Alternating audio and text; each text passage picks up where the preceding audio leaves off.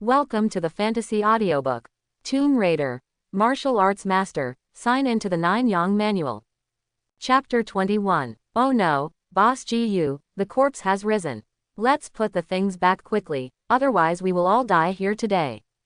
When he saw the owner of the coffin suddenly sit up, with red hair all over his body and black evil spirit lingering around him, Hubba's face tightened and he said anxiously. In the 16-character yin-yang feng shui secret technique, it is recorded that once the corpse rises and turns into a zongzi, a great disaster will come. Zongzi is not only extremely powerful, but also invulnerable to swords and guns. It is not something that mortals can resist. Even if they are many, they are not enough for the zongzi to kill. Especially once the zongzi is stained with the blood of the living, it will become more terrifying. Under the evil spirit, it can corrode all the surrounding creatures.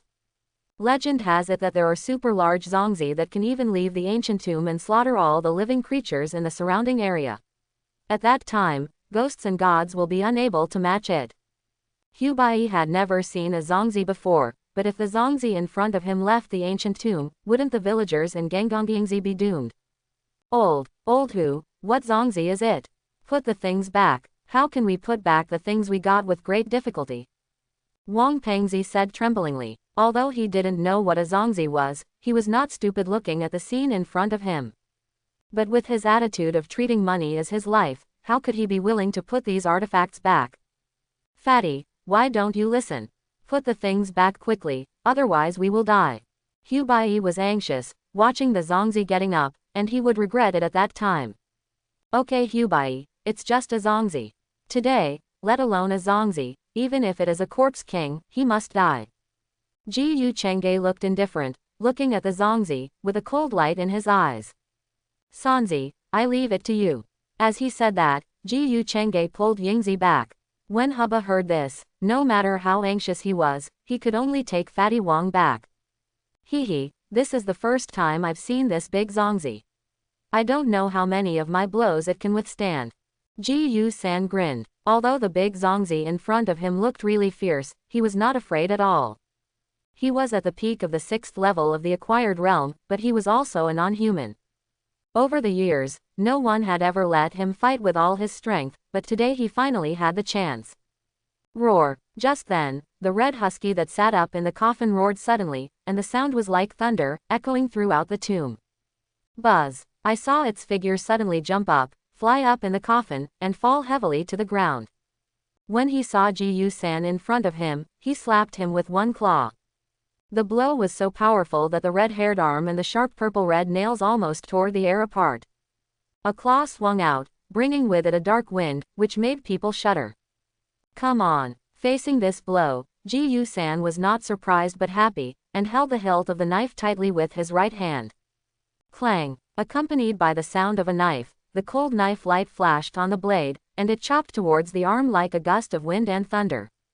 Puff! The tang knife was extremely sharp, and Ji San did not hold back at all. The first move was the fastest one. In addition to not using any true energy, even a piece of steel would definitely be cut in half. However, this zongzi is worthy of being a red hu. Even if it has not been stained with the blood of living people, its physical strength is still incredible. With one cut, the blade sank 3 inches into the red hu's arm, and then it was completely stuck, and it could not continue at all. Roar! Hongu roared, and the arm that was stuck on the blade continued to swing, hitting Ji San hard. Looking for death. Seeing this scene, Ji San's eyes flashed with cold light, and the true energy in his dantian circulated rapidly, and then poured into the tang sword. Buzz! As the true energy poured in, the blade instantly burst out with a ray of light. Tear! There was only a cutting sound, and the next moment, one of the arms of the red hu was thrown up instantly. I thought it was so powerful, but it turned out to be like this. Ji San smiled coldly, holding the tang sword tightly in his right hand, and leapt up, turning over several meters and landing behind the red hu. Puff! Puff! Puff! Ji San slashed 3 times in a row. Each knife was wrapped in true energy, and the other arm and 2 legs of the red hu were directly cut off by it wherever the knife light passed. The red hu fell to the ground without legs, struggling desperately, and a series of roars came out of his mouth. Scream! Scream again! Ji Yu-san stepped on the head of the red husky and looked down at it from above. This action made the red husky roar even louder. Bai and Wang Pengzi, who were not far away, were stunned and dazed, and a sense of extreme disbelief rose in their hearts. Especially Bai, for the first time, he felt that the world was so absurd. The Zongzi that he thought was invulnerable to swords and guns, with infinite strength, and was not a match for mortals, was now chopped off by a few knives and even trampled underfoot. How could he not be shocked and feel incredible? Die for me. At this time, Ji Yu-san, who had cursed enough, stretched out his hand and swung his knife to cut off the head of the red husky. Since then, a big red husky Zongzi was killed on the spot so easily.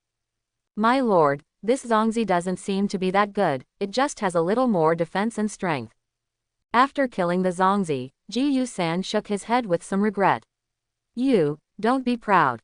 The more blood of living people this Zongzi is stained with, the more terrifying its strength will be. The red hyena just now, once stained with the blood of 1 or 2 people, its strength will at least increase several times. If it is those corpse kings, it will be even more terrifying. Now it is just a general's tomb. There will be many powerful Zongzi for you to kill in the future. Seeing that Ji Yu-san was still a little unsatisfied, Ji Yu-changge couldn't help shaking his head. Is that so? Ji Yu-san put away his tang sword, scratched his head and said suddenly. Boss Ji Yu, you are really incredible.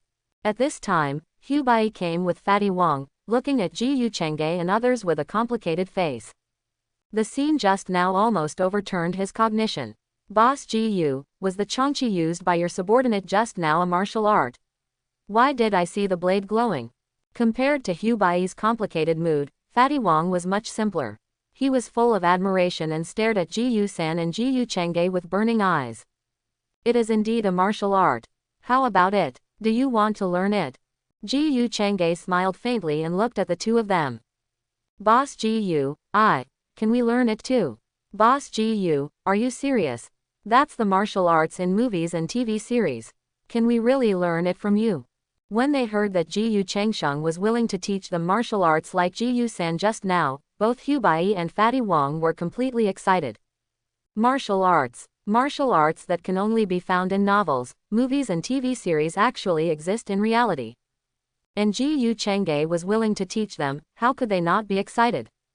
Looking at Bai and Fatty Wang who were excited, Ji Yu-changge couldn't help but smile faintly and said, it's right to say it's martial arts, but I prefer to call it martial arts practice. There's no problem teaching you, but what will you bring to me? As soon as these words came out, Bai and Fatty Wang's excited smiles froze. Yes, this is a legendary thing that only exists in novels, movies and TV series. Boss Ji Yu has no relatives or friends with them, so why should he teach them? Bai frowned, his eyes wandering around Ji Yu-san and Ji Yu-si, and finally pulled Fatty Wang and bowed. Boss Ji Yu, no. Master, Fatty and I have nothing worthy of your attention. The only thing we can give is loyalty. If the master is willing, from now on, Fatty and I will serve you as our master and will never let you down.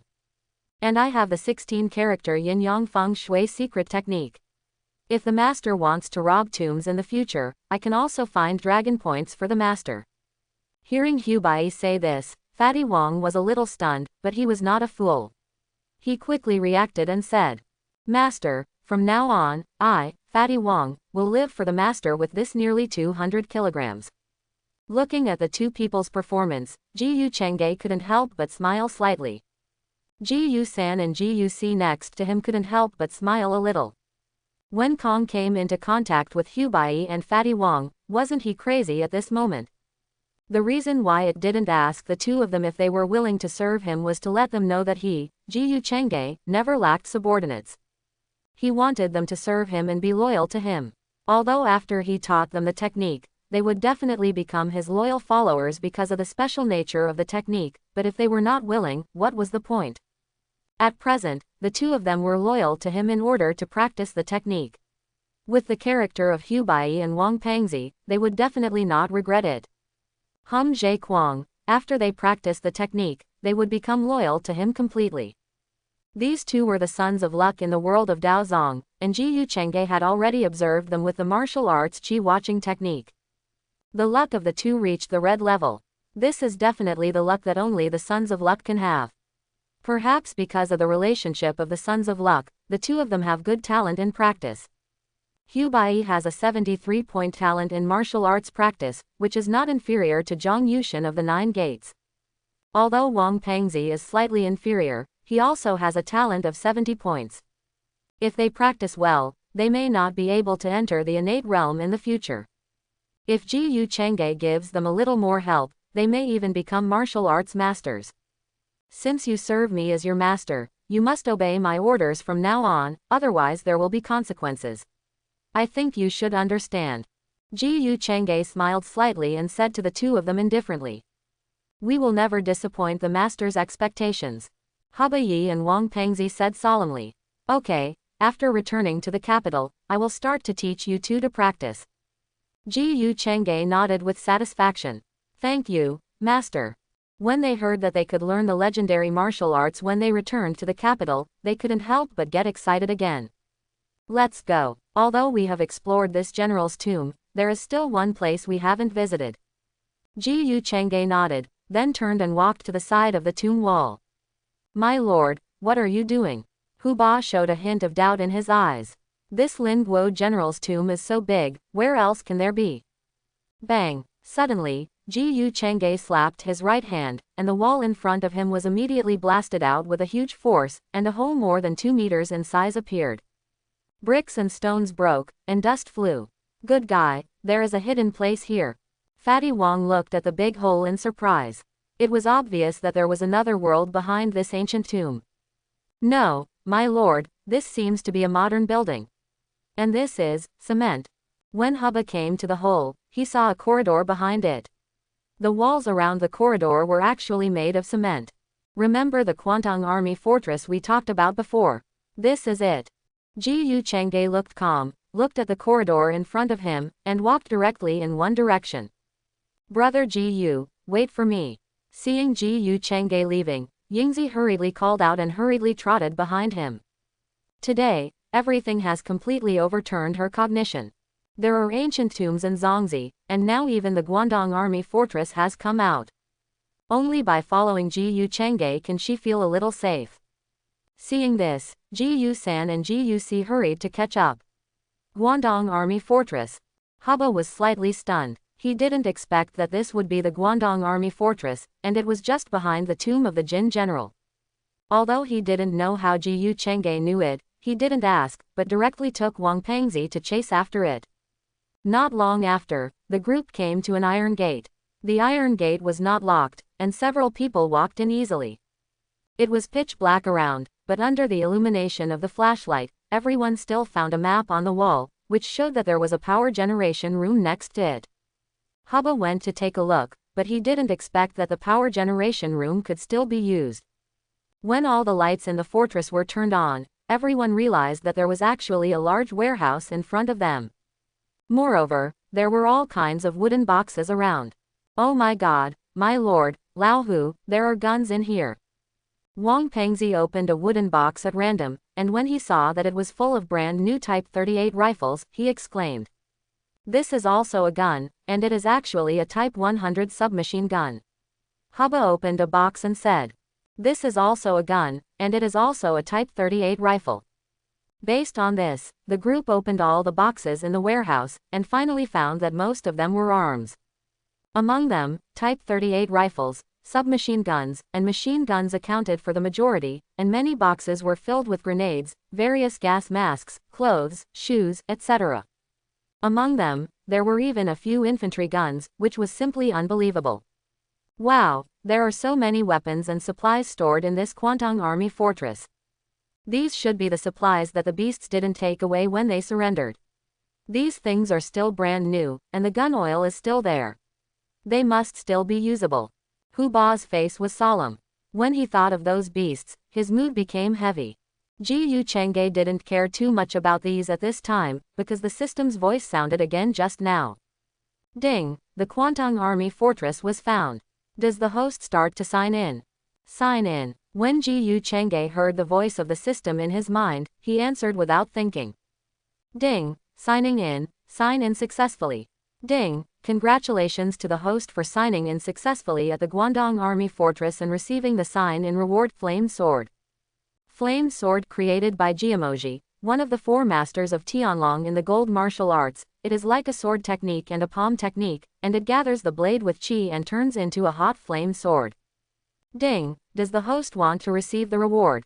After listening to what the system said in his mind, Ji Yu Chengge's eyes suddenly lit up. This flame sword gathers the blade with qi, and the stronger the true qi, the more powerful it is. And the variant version of the 9 yang manual that he practiced is extremely strong and yang. I am afraid that if he chops it out, it will be enough to turn it into a flame sword that can reach the sky. Even if Ji Yu Yi and a few others use it, it can have a strong restraining effect on all evil things. After all, whether it is Wudang 9 Yang Gong or Flame Blade, they are both masculine. If the two are combined, they will definitely burst out with more powerful power. Thinking of this, he immediately said to the system, "Receive it." Ding! Rewards are being distributed. As the system's voice fell, a stream of information instantly flooded into his mind. After a few seconds, Ji Yu Chengge came to his senses and looked at the Guangdong Army Fortress in front of him. "My lord, what should we do with these arms? If we just leave them here, it would be too wasteful." Ji Yu San looked at Ji Yu Chengge expectantly. Since he grew up, he has really never touched firearms. Although he prefers to use knives, it is also fun to use these things occasionally. Not only him, but Hu Bai and Wang Pengzi on the side also looked at him expectantly at this time. They are both good at playing with guns. If they had these things before, how could they allow Honggu to be rampant? Guns can't kill you, a few grenades can't kill you, but a round of infantry cannon can send it to the west. Ji Yu Chengge frowned slightly, and after a little thought, he decided to take all the weapons. After all, leaving them here is indeed a waste of natural resources, so it is better to take them away, and there will be plenty of opportunities to use them in the future. Thinking of this, Ji Yu Chengge walked to the box with a large number of guns piled up on the side, and then waved his hand. Swish! The next moment, those wooden boxes full of guns disappeared immediately. Seeing this scene, Hu Bai and Wang Pengzi were stunned. "Chong, brother Chongqi, is the master performing magic?" Wang Pengzi swallowed his saliva, widened his eyes, and asked in disbelief. "What magic? Is this a Sumeru mustard seed technique that can store existing items in an unknown space?" Ji Yu San looked at Wang Pengzi with disdain. "The art of Sumeru mustard seed. Is this still martial arts? Is this an immortal art?" Hu Bai was extremely shocked. Even if he had a good character, he couldn't help being scared by Ji Yu Chengge.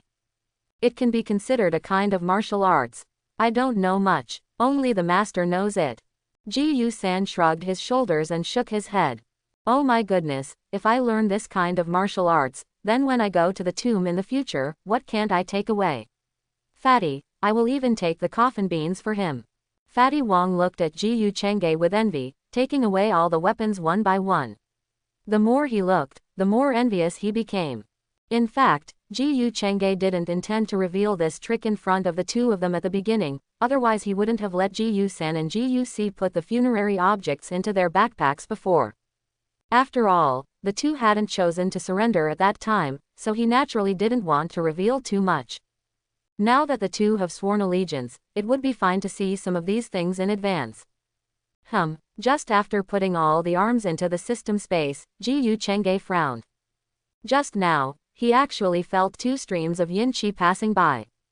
"Hey, Fatty, why did you push me?" At this moment, Hubba staggered and almost fell to the ground. Looking at Hubba who was staring at him, Fatty Wong explained with a face of grievance, "It's not me, Lao Hu, I didn't push you. You are the only one standing behind me. If it's not you who pushed me, who pushed me? Fatty, can you stop playing such childish games?" Hubba frowned. In his opinion, only Fatty Wong stood behind him. There was no one else except Fatty Wong. "It's true that he didn't push me. I just seemed to see two phantoms vaguely, like two children." Clang. Ji Yu San looked solemn, holding the Tang sword tightly in his right hand, the blade slightly unsheathed, and looked around vigilantly. Ji Yu Si, who was standing aside, subconsciously stood back to back with Ji Yu San, looking around with a vigilant expression, ready to kill anyone who made any noise. "Hiss, old Hu, how come there is a palm print on your back, and it looks like a child's hand? Suddenly, Fatty Wong exclaimed, pointing at Hu Bai's back. Brother Hu, it is indeed a child's palm print. Yingzi, who was standing aside, also nodded repeatedly, with fear on her face. Okay, why are you panicking? They are just two little ghosts. At this time, Ji Yu Chengge stepped forward again, narrowed his eyes, looked around, and then said in a deep voice, if you two have no ill intentions, don't tease my men. If you have something to ask for, just say it directly, otherwise don't blame me for being ruthless. At this voice, Ji Yu Chengge even secretly activated the 9-yang manual, and a strong and yang aura, contained in the voice, swept towards the whole 4 directions. Buzz. Just at this moment, 2 illusory figures suddenly appeared beside the iron gate not far away. The 2 people turned out to be 2 children, a boy and a girl, wearing belly bands. Hee hee hee. The laughter of the 2 children echoed in everyone's ears, and then they shuttled to the other side of the passage. Follow me. Ji Yu Chengge narrowed his eyes slightly and walked towards the direction where the 2 children disappeared. Ji Yu San, Ji Yu Si, and Yingzi did not dare to delay and hurried to follow. Old Hu, do you think this world is crazy, or am I crazy? First, the corpse came to life and became a big zongzi, and now even ghosts have appeared. Is this world so absurd? Fatty Wong was stunned, his eyes almost lost focus, and he was in doubt. Who cares about zongzi and ghosts? Just follow the master. We will practice martial arts when we come back. What are we afraid of? Hubba glared at Fatty Wong and dragged him forward. The group followed the corridor to the end and found that there was also an iron gate. After pushing the iron gate open and entering, they turned on the lights according to the signs on the map. At this time, everyone realized that this was also a warehouse, but the warehouse here was obviously much smaller than the previous warehouse, and it was full of supplies, not weapons and firearms. My lord, the 2 children just now seemed to have run into that iron gate. In the Guangdong Army Fortress, Ji Yu Si frowned and stared at an iron gate at the end of a stone wall passage not far away. In his perception, the stone wall passage in front of him was faintly emitting a fishy smell, which brought him a breath of danger. My lord, should we chase them? Ji Yu San asked in a deep voice. Perhaps Hu Bai and Fatty Wong could not feel it, but their cultivation had reached the peak of the 6th level of the acquired realm. In addition to their own stronger strength, their 5 senses have also become more acute. Not only did Ji Yu Si realize that this stone wall passage was more dangerous, but he himself could also feel it. Let's go. Ji Yu Chengge looked indifferent, and stepped slowly into the passage with his hands behind his back. Seeing this, everyone responded and hurriedly followed. Suddenly, Ji Yu Chengge frowned and looked at a cave on one side of the passage not far away. There was nothing else in the cave except for the stench. Hiss. Master, how come there are so many bats here? And it seems that they are mutant bats, which are incredibly sensitive to human blood. Looking at the densely packed bats hanging upside down above the cave, Ji Yu San frowned. Hu Bai and Fatty Wong behind him couldn't help but take a breath of cold air when they saw this. Hiss, master, these mutant bats seem to be a species that is almost extinct, called pig-faced bats. These bats are at least half a meter long, and some can grow to 2 or 3 meters. They are not only fierce but also highly poisonous. Once bitten, ordinary people have no way to survive. Hu Bai frowned, suppressed the fear in his heart, and said in a deep voice. The pig-faced bats in this cave are densely packed at a glance, and there are at least thousands of them. Once they are alarmed, it will definitely be a dangerous disaster. It's probably difficult not to alarm them. These mutant pig-faced bats are extremely sensitive to human blood. As long as they pass through this cave, they will definitely attract their attention, so, these guys must die. Ji Yu Chengge narrowed his eyes slightly, then waved his hand, took out 3 100-style submachine guns and a bunch of grenades from the Kong system space, and then said to Hu Bai, Wang Pengzi, and Yingzi, take these guns and grenades first, and act according to circumstances later. If there is danger, just use grenades to deal with it. Hee hee, my lord, with these guns and grenades, these pig-faced bats are nothing. As soon as he saw the submachine guns and grenades on the ground, Wang Pengzi's face suddenly showed a surprised smile. Sanzi, Shaozi, lead the way, I'll cover the rear. Yes, my lord. After Ji Yu-san and Ji Yu-si responded in a deep voice, the two drew their tang swords at the same time and walked forward. It was just that when they just passed the cave, the smell of living blood on their bodies instantly alarmed those pig-faced bats. Buzz buzz buzz. The pig-faced bats hanging upside down above Shandong suddenly opened their eyes, revealing blood-red eyes, and flapped their wings to fly out of the cave. When 6 or 7 pig-faced bats saw Ji Yu Chenge and others, they were immediately excited and attacked them directly. Looking for death, Ji Yu-san and Ji Yu-si had a cold light in their eyes, and the tang swords in their hands rose and fell. With only a few flashes of sword light, the pig-faced bats were broken into 2 halves. Blood splattered, and the bodies fell directly to the ground. Buzz buzz buzz. At this moment, more pig-faced bats flew out of the cave and began to attack everyone indiscriminately. Seeing this scene, Hubba Yi and Wang Pengzi took out a few grenades from their pockets without thinking and threw them into the cave. Then the bullets from the 100-type submachine gun in his hand were poured out like crazy. Da-da-da, da-da-da. Countless bullets formed a rain of bullets, tearing the pig-faced bats into blood and flesh. Puff, puff. There were also flashes of knife light, cutting a large number of bats in half. Ji Yu Chenge protected Yingzi in his body, and with a flip of his right hand, a tang sword appeared in an instant. The blade was sharp, flashing with a terrifying cold light. As everyone slowly crossed the cave and arrived at the iron door, everyone realized that this was actually an airtight door. At this time, the pig-faced bats that died in the hands of everyone had already exceeded hundreds. It was a pity that there were too many pig-faced bats. With Ji Yu Chenge padding behind, and because of the passage, he was the only one who could attack at this time. Looking at the countless bats flapping their wings and attacking him in the passage ahead, Ji Yu Chenge couldn't help but smile coldly. Cut. As a cold voice fell, the next moment, he clenched his right hand and chopped it fiercely. Buzz buzz buzz. In an instant, a hot knife light burst out directly from the blade, and then instantly turned into a knife light of nearly 2 meters. Wherever the knife light passed, all the pig-faced bats were torn into blood mist. The terrifying knife light extended all the way to the end of the passage. With one knife, at least hundreds of pig-faced bats died tragically. Seeing this scene, Ji Yu-san and Ji Yu-si were better off, because they already knew how strong their master was. But Hubba Yi and Wang Pengzi, at this moment, opened their mouths wide, staring at Ji Yu Chenge as if they were looking at a god. Their eyes were shocked to the extreme. Buzz buzz buzz. At this moment, a group of pig-faced bats flew out of the cave again, filling the entire passage. Seeing this scene, Ji Yu Chenge swung his sword again. Wherever the hot golden blade passed, no grass grew, and all the bats died miserably. After repeating this 3 or 5 times, all the pig-faced bats were killed by Ji Yu Chenge. Among them, there was even a pig-faced bat king, whose body size reached an astonishing 3 meters, which was subversive. Let's go, open this door. Turning around and looking at the airtight door behind him, Ji Yu Chenge said expressionlessly. Yes, master. Hubba Yi and Fatty Wang hurried forward, and after several attempts, they finally opened the door. Master, look. Suddenly, Ji Yu-si exclaimed, and everyone looked at the situation inside the door. Inside this door, there was actually a storage room with a large space, which was filled with various coffins.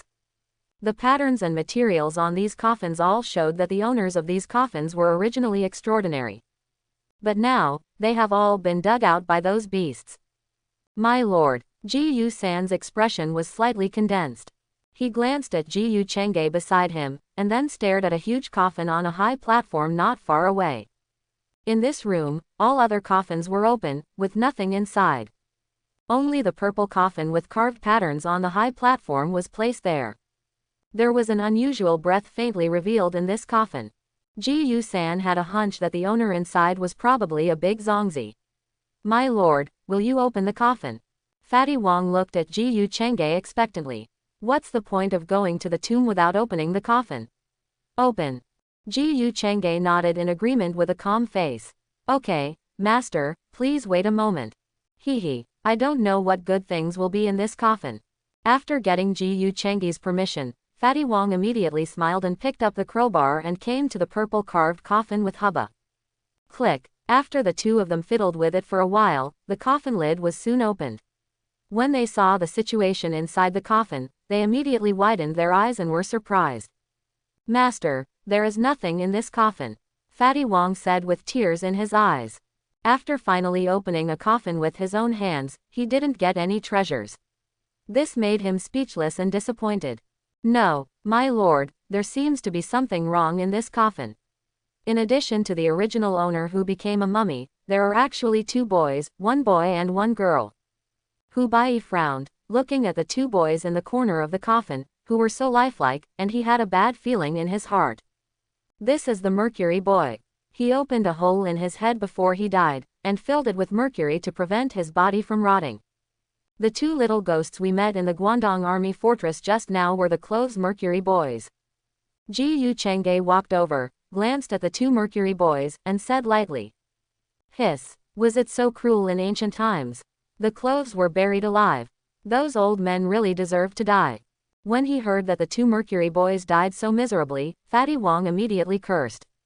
"Okay, Fatty, wrap up the 2 mercury boys and find a place to bury them when you go out.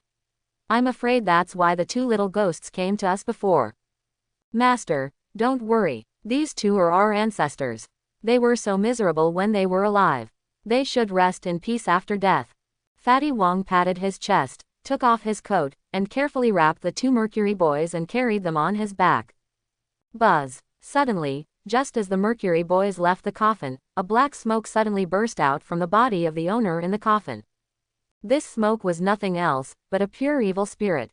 The black evil spirit enveloped the entire coffin in the blink of an eye, and the fierce breath was heard, and it rushed towards everyone in an instant. Hu Bai and Fatty Wong were frightened by this scene and retreated again and again. Yingzi hid directly behind Ji Yu Chengge, holding his sleeve tightly with her little hand. "I can't rest in peace even after death." Ji Yu Chengge's eyes flashed with a cold light. "Third son, kill him." "Don't worry, my lord. Just look at the miserable end of the 2 mercury boys. I will definitely not let them die well." Ji Yu San grinned, staring at the purple carved coffin. His smile revealed an extremely cold murderous intent. Boom! Suddenly, a huge noise exploded, and the purple carved coffin was shattered into countless wood chips. A figure covered with black evil spirit stood on the high platform, and a terrifying evil aura burst out from his body. "You are dead, but you are still playing tricks on me. Today, Grandpa will make you die thoroughly." Ji Yu San snorted coldly, stepped on the ground suddenly, and leapt up, holding the Tang sword in his right hand, and the true energy in his dantian rushed in at a high speed. Buzz! As the true energy poured into the blade, a red light flashed on the Tang sword. Clang! When the Tang sword wrapped in true energy suddenly chopped at the Zongzi, there was a sound of golden swords clashing, and even for a while it was unable to break his defense. Only the thick black evil spirit dissipated into nothingness in front of this knife, revealing the true face of this Zongzi. The Zongzi was not tall, just like a normal person, but it was covered with black and green hair, and a faint blood-red light appeared on its body. "Sanzi, there is something wrong with this Zongzi. It seems that its body has been resurrected and has been specially modified." Looking at the black and green-haired Zongzi, Ji Yu Chengge frowned and said in a deep voice, "This place is the Guangdong Army Fortress, and it is a place where various coffins are placed. Only the purple carved coffin did not move. He felt something was wrong at the time. Now, I am afraid that the Guangdong Army has opened the coffin, and the owner inside has resurrected and become a big Zongzi. Although the big Zongzi is indeed scary, how can it be an opponent facing a fully armed army with various guns, grenades, and cannons? And this Zongzi was probably just a black-haired Zongzi at the beginning, and its strength was not too strong. After paying some price, I am afraid that the Guangdong Army captured it alive." After seeing the horror and strangeness of the Zongzi, the Guangdong Army must have started to study it, and even experimented with this Zongzi. Over time, this black-haired Zongzi actually began to evolve. Half of it became a green-haired Zongzi, and even the various experimental drugs at the time made his strength greater and his physical defense stronger. Of course, if that was all, it would not pose any threat to Ji Yu San. Cut! At this moment, Ji Yu San shouted coldly, and saw that he held the handle of the knife with both hands, and the blade burst out with an extreme red killing force. This knife was as fast as lightning, and only a red knife light flashed by. The next moment, the black and green-haired Zongzi was directly split in half from head to toe, and it was deader than dead. Tisk tisk. I really envy it more and more as I watch. Not far away, Fatty Wong, who was watching the fight just now, smacked his lips, and was extremely envious.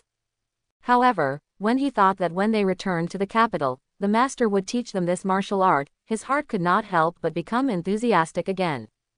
Okay, the Guangdong Army fortress has been explored, and we should go out. Ji Yu Chang'e glanced around and saw that there was really nothing to stay, so he turned around and walked out. Seeing this, the group followed. Following the way they came, they soon arrived at the tomb of the former Jin general, and then climbed up along the robbery hole. It was still night when they went down to the tomb, but it was already dawn. Black Wind Pass, Wild Man Valley. Fatty Wong personally dug a pit for the two Mercury boys and buried them there, and even lit 3 cigarettes instead of incense and candles. This scene made Ji Yu-san and Ji Yu-si feel funny, and they also felt that this fat guy was not so incompetent. Everyone rested for a while, and when the sky was bright, the group returned to the place where they had parked before. After getting on the mountain off-road vehicle, the vehicle sped past, and within 2 hours, they returned to Gangongyingzi. Brother Ji Yu, are you leaving? In front of Gangongyingzi village, Yingzi lowered her head, with a little reluctance in her tone. Although they had only been in contact for less than a day, the previous experience made Yingzi unforgettable for the rest of her life.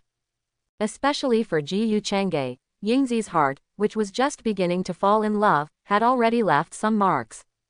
To be honest, Yingzi's appearance was not bad, but beautiful and heroic. In addition, she had been hunting for many years, and had trained a very good figure. It's just that she's a little young, and she's been in the mountains since she was a child, so her skin is a little rough. If she stays in the city for a while, she will definitely be a rare beauty. Yingzi, you're still young, do you want to go back to the capital with us? Looking at Yingzi, who was looking down with reluctance, Ji Yu Chang'e couldn't help but rub her head and asked softly. Is it really possible? Yingzi looked up and looked at Ji Yu Chang'e expectantly. Hey, what's wrong with that? Fatty Yingzi tells you that staying in the mountains will be like this for your whole life. It's better to go back to the capital with us, and then Fatty will protect you.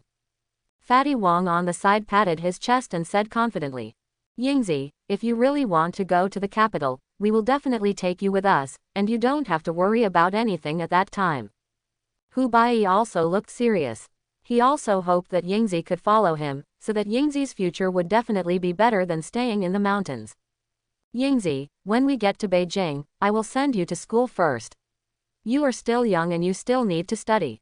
Thank you, Brother Ji Yu, Brother Pang, Brother Hu, and Brother San and Brother Xiaozi. Seeing that everyone welcomed her to Beijing, Yingzi's face suddenly showed a happy look, and she was the sweetest, and she called them one by one.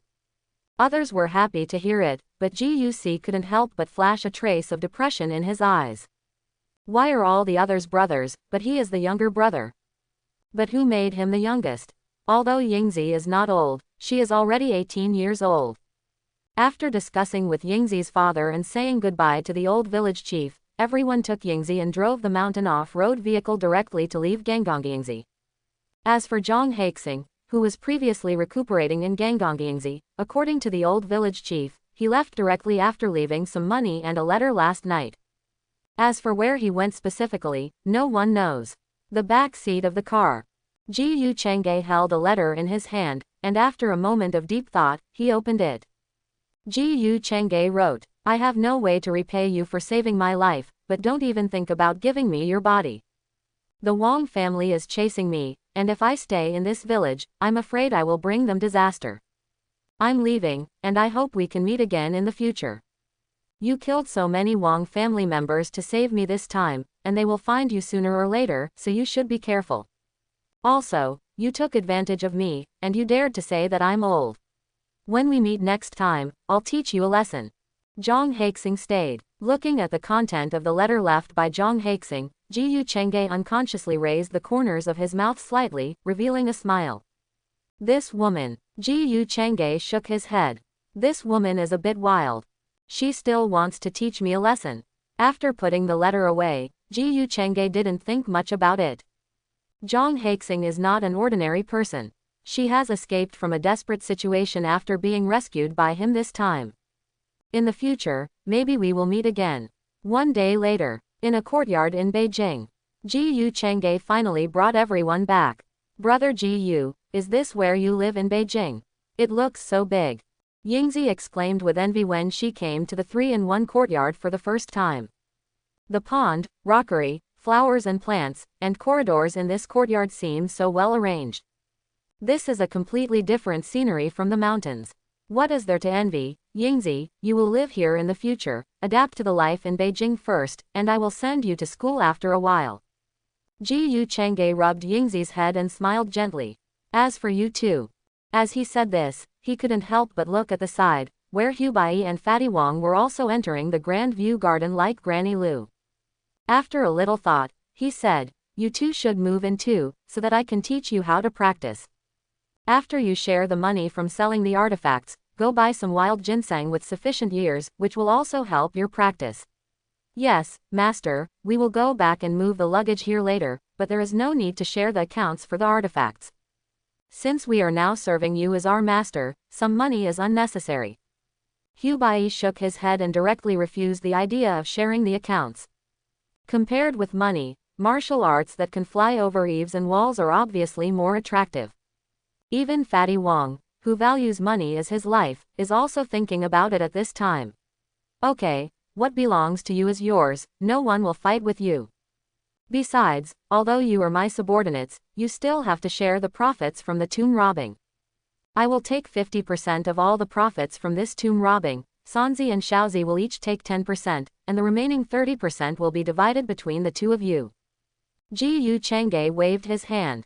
He didn't care about these artifacts and money at all. Because he himself is worth hundreds of millions, and with the improvement of his strength, money is just at his fingertips. But there should be rules. As the leader of the tomb robbing team, he should take the biggest share. What's more, as the leader of the group, he should take the biggest share, otherwise there will be no rules.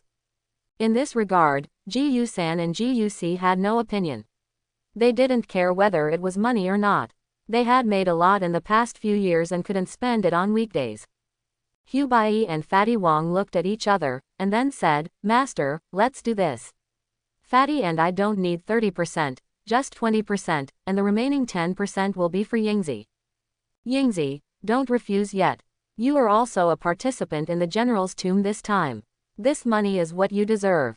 You can give this money to the old village chief to improve the conditions in the village. But brother Hu, hearing Bai's flowers, Yingzi was immediately anxious. She didn't help much at the time, so how could she take the money?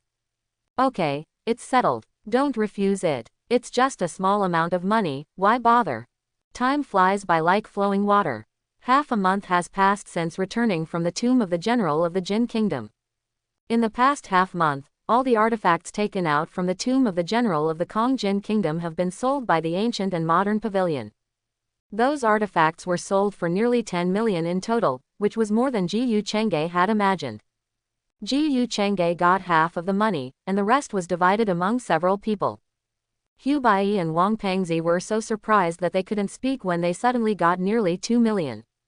As soon as the money arrived, the two had a good time outside for a few days, and Bai also took out a part of the money and transferred it to the families of those comrades who died. However, he didn't give too much at one time, and he still understood some truths. He could help the families of his comrades, but if the money was too much, it would be bad. He naturally knew this. After Yingzi got nearly 1 million, he immediately contacted Ganggong Yingzi to repair the road for the villagers. If you want to be rich, build roads first. This is an eternal truth. Only when the road is repaired can the villagers have a chance to become better. In addition, during the past half month, Ji Chang'e also began to teach Bai and Wang Pengzi to practice. Because the spiritual energy of heaven and earth is thin, and there is no elixir to assist, the two must find another way to embark on the path of martial arts practice. With the assistance of at least several decades of wild ginseng and other medicinal materials, the two can give birth to qi more quickly. Even though the two have good talent for cultivation because they are the sons of luck, it is not easy to give birth to qi in a short time because of the thin spiritual energy of heaven and earth. Only by giving birth to qi can you condense the inner force and true qi. In order to buy medicinal materials, the money that the two had just received was quickly consumed, which made the two people both painful and happy. However, God will not disappoint those who work hard. With the help of a large number of old medicinal materials, the two successfully gave birth to qi and condensed the first ray of true qi. At this point, the two of them have entered the first level of the acquired realm, but if they want to break through to the second level, if they don't have Jiyu Chengge's help, I'm afraid I don't know how long it will take. And because they practice the skills taught by Jiyu Chengge, the two of them have become his diehards, and they will never betray him. After teaching the two Wudang Nine Yang Gong, Jiyu Chengge taught them the Quangfeng sword skill. After all, this sword skill is quite good for laying the foundation. It has both the ultimate fast sword and the cold and domineering. In order to train the two's sword skills, Jiyu Chengge specially asked Ji Yuyi and the other four to take turns to teach them in actual combat. Ji Yuyi and the other four have practiced the Quangfeng sword skill for several years, and have already practiced this sword skill to perfection. How can they be compared with Hubayi and the other two? Therefore, every time they fight, the two will be beaten black and blue, and secretly complain. However, as they fight, the relationship between the few people becomes more and more familiar. During this period, Jiyu Chengge had thought about passing on the Nine Yang Gong to Yingzi, but thinking that this method was masculine after all, he planned to wait until he got other internal skills and then teach her. She couldn't practice the internal skills, but she could still learn the wind blade skill, which would give her some self-protection power. Although the power of the wind blade skill was greatly reduced without the blessing of internal force and true qi, as long as she practiced diligently, she could still improve her strength a lot. After all, other people in this world didn't have any internal force and true qi, and they were basically just ordinary people. In addition, Jiyu Chengge taught the flame knife to Ji Yuyi and the other four, giving them a more powerful sword technique. However, with their cultivation at the peak of the 6th level of the acquired realm, the flame knife would probably be used only a few times before the true energy would be exhausted. One day, in the courtyard, Jiyu Chengge stood shirtless in the backyard martial arts field, holding two large stone pillars in his hands. He specially asked someone to make these stone pillars, each weighing 300 kilograms, and two stone pillars weighed 600 kilograms. In the corner not far away, there were many such stone pillars, and the weights varied. From 100 kilograms, 200 kilograms, 300 kilograms, to more than 1,000 kilograms. At this time, he held the two stone pillars tightly and did squats again and again. After the intense exercise, his skin oozed a lot of sweat under the sun. At this time, he did not use any true energy, but exercised purely with the strength of his body. In the past half-month, in addition to lifting a 600 jin stone block for exercise, he also had to carry a sandbag weighing hundreds of jin for exercise every day. The reason why he did this was to practice the Dragon Elephant Prajna Kung. The Dragon Elephant Prajna Kung is a variant of the high-level martial arts, a pure physical practice method. This method is very difficult to practice, and even the entry is extremely difficult. But once you get started, as long as you spend time, there is almost no bottleneck before the 9th level. But in the past half-month, Jiyu Chengge has not even reached the entry level. However, this method is indeed powerful. After only half a month of practice, without using true qi, his physical body has indeed become much stronger, and it seems that even his qi and blood have become more vigorous. Now, when he throws a punch, he can reach an astonishing 700 to 800 jin of strength with just the strength of his physical body, which is shocking. Based on this period of time, Jiyu Chengge estimates that when he can hit 1,000 jin with one punch, he will be considered to have entered the first level of the Dragon Elephant Prajna Kung. As for the second level, it is even more distant. Bang, bang. An hour later, after throwing the two stone pillars aside, Jiyu Chengge immediately walked to the pavilion not far away and sat down, pouring himself a glass of water. What a pity, the progress is too slow if I continue to practice like this. If there is a pill specifically for physical practice, it can save me a lot of trouble. Jiyu Chengge shook his head and sighed slightly. In fact, he even thought about whether to go under those large waterfalls and practice under the impact of the water flow these days. But in the end, he gave up helplessly. After all, the large waterfalls in Daxia have basically become tourist attractions now. If he goes to practice, he will be exposed to everyone's sight. Maybe there are still large waterfalls in those deep mountains and old forests, but he can't live in the deep mountains and old forests from now on just to practice the dragon elephant prajna gong and ignore the world. Ding! The system releases the sign-in task. Suddenly, at this moment, the voice of the system suddenly sounded in his mind. Another sign-in task. When Ji Chang'e heard the voice of the system in his mind, his eyes suddenly lit up. For the past half-month, the system has not made any movement, and now it has finally triggered the sign-in task again. Once you sign in, you will get rewards. These sign-in rewards can make you stronger. No matter how difficult and dangerous the sign-in place is, Ji Chang'e will not hesitate at all. Ding! Sign-in task 1, please sign in at the corpse cave, and you can get a sign-in reward if you sign in successfully. Ding! Sign-in task 2, please sign in at the tomb of King Lu, and you can get a sign-in reward if you sign in successfully. Ding! Sign-in task 3, please sign in at the bronze coffin in the Hydra Cypress, and you can get a sign-in reward if you sign in successfully. 3 consecutive cold and mechanical voices of the system sounded in his mind, making the smile on Ji Chang'e's face become brighter and brighter. 3 sign-in tasks, which means he can get 3 sign-in rewards. How can he not be happy about this? It seems that it's time to rob tombs again, but I didn't expect that we would go to the tomb of King Lu this time. Ji Chang'e whispered to himself. In fact, he had always thought that he would go to the ancient city of Jingju for the next tomb robbing, but he didn't expect that he would go to the tomb of King Lu this time. But it makes sense. In the original time and space, Hu Bai and Wang Pengzi came into contact with Dajinya, so Dajinya would match them up and introduce them to the archaeological team. Now, although Wang Pengzi has met Dajinya once, they are not familiar with each other at all, and even Hu Bai has never seen each other. The funerary objects dug out from the tomb of the general of the Jin dynasty were also sold in Gujin Pavilion, so there was no chance to come into contact with Dajinya. Therefore, Dajinya would naturally not invite the two. Moreover, this world is a world of thieves, and the timeline is somewhat uncertain. It is not certain whether the archaeological team is ready to go to the ancient city of Jingju. After a little contemplation, Ji Chang'e returned to the room, washed up briefly, and walked towards the front yard. Front yard. Hu Bai and Fatty Wang were panting and lying on the ground with a look of despair. Their noses and faces were swollen and their bodies were extremely sore. The knives in their hands fell to the ground. I say, you two are too useless, right? You can't stand it after such a short time. Hurry up and continue practicing the sword.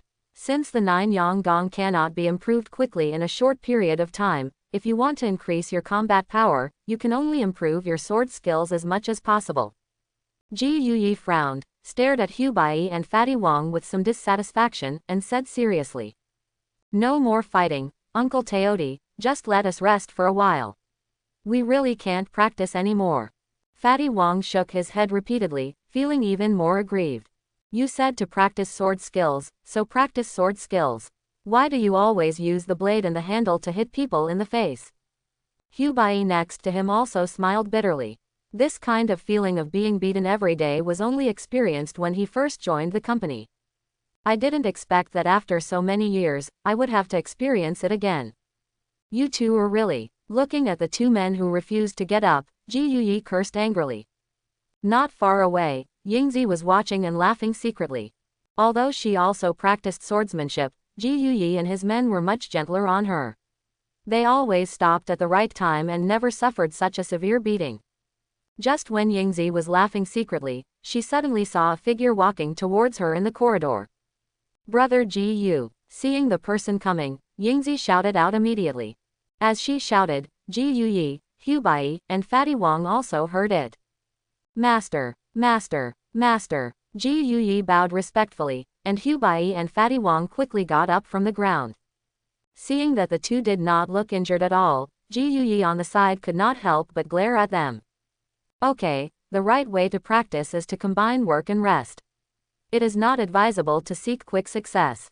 Looking at the bruised faces of the two, Ji Chang'e shook his head. With his eyesight, he could see that the two had only some superficial injuries. When they practiced at night, they would use their true chi to walk through it, and they would be back to normal the next day. Hu Bai, Wang Pengzi, you two get ready and accompany me on a long journey tomorrow. A long journey. Hu Bai and Wang Pengzi were stunned at first, but then their eyes suddenly lit up. Master, are we going to rob tombs? Wang Pengzi asked with anticipation. Well, it's a big tomb this time.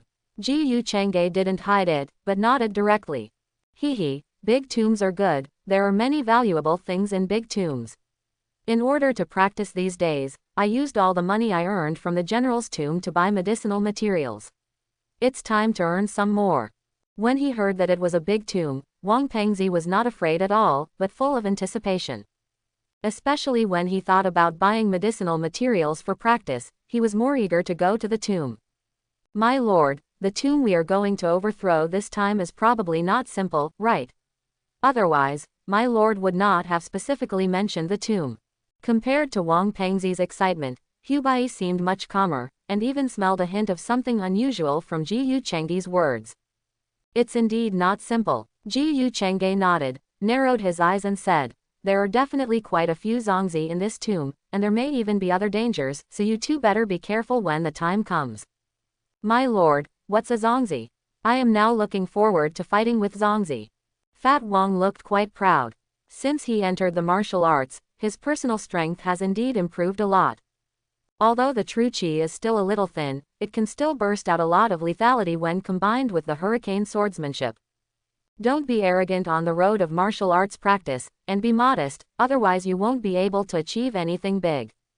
Ji Yu Chengge frowned and glanced at Fatty Wang coldly.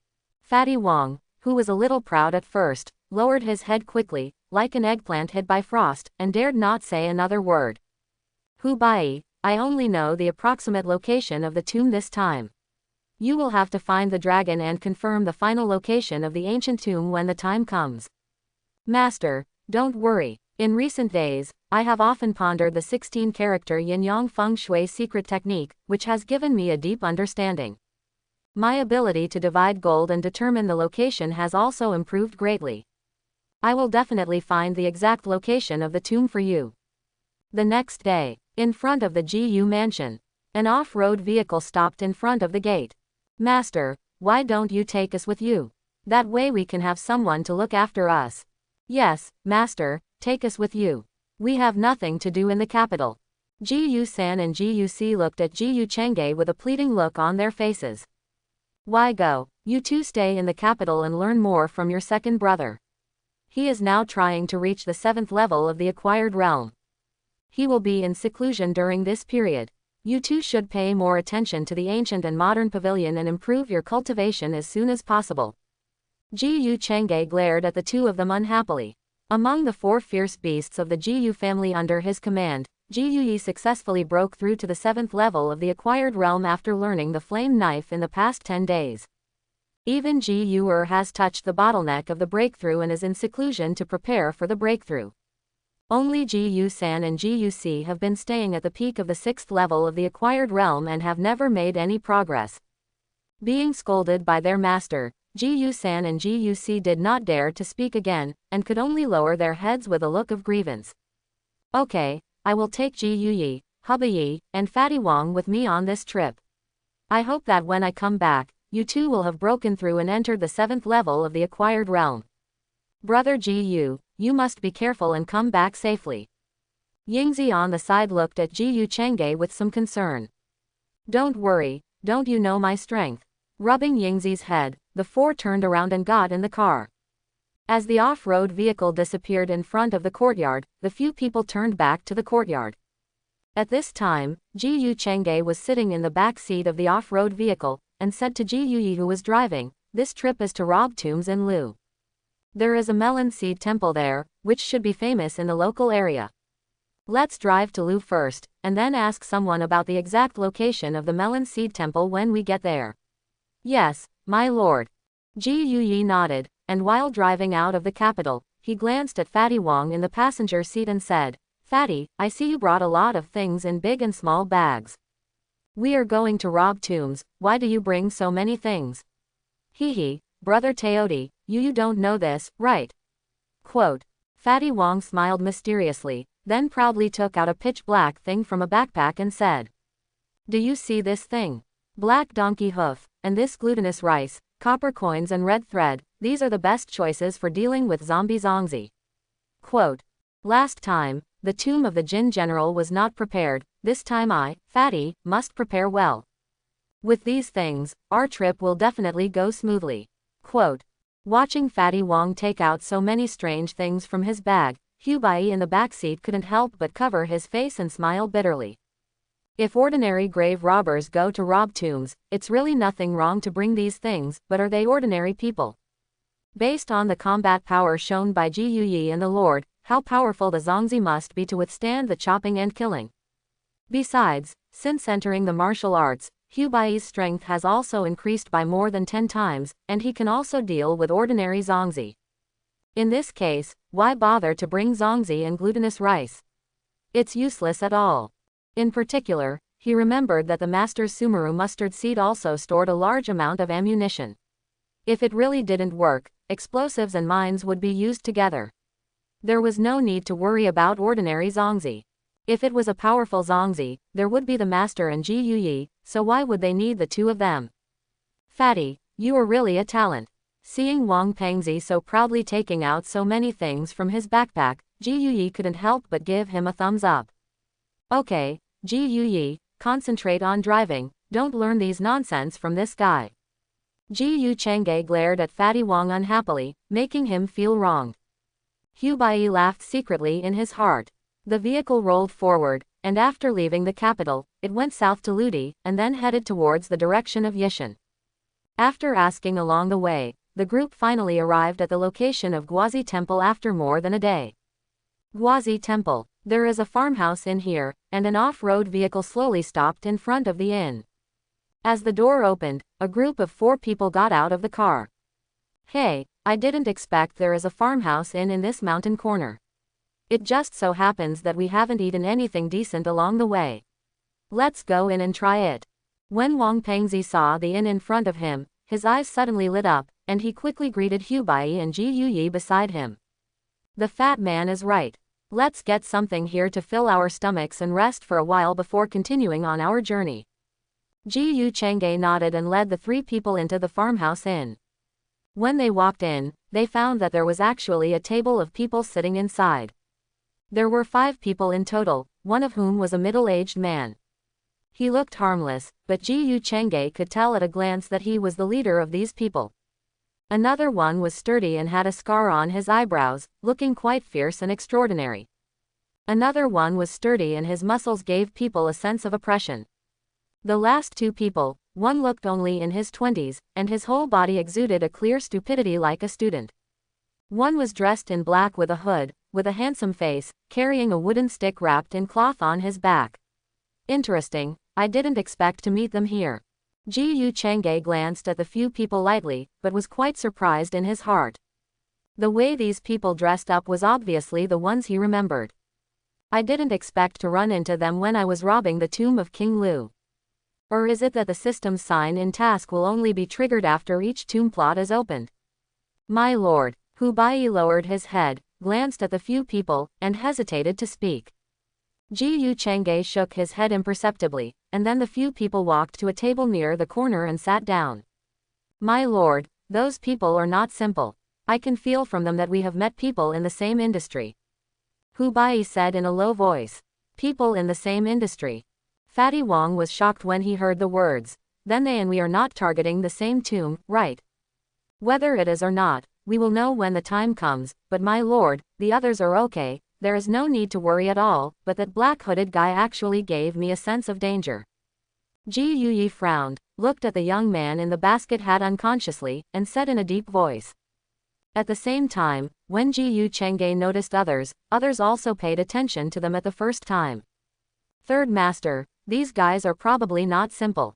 In the Guazi Temple, in the farmhouse inn, Pan Zi frowned slightly, carefully glanced at the few people in the corner not far away, and then whispered to the middle-aged man beside him. This middle-aged man is none other than Wu Sengxing, the 3rd oldest of the current Jiamin Wu family, known as the 3rd Master on the road. Well, be careful, those few people give me the feeling that they are indeed not easy to provoke. Wu Sangsing narrowed his eyes slightly, and his voice was slightly fearful. After traveling around for decades, he was able to escape danger every time, relying not only on his brain, but also on his eyes. The first time he looked at the young men in the corner just now, he realized that the other party was not an easy person. Especially the young man in the lead, who gave him a feeling of being unfathomable. When walking in the rivers and lakes, it is better to do less than more.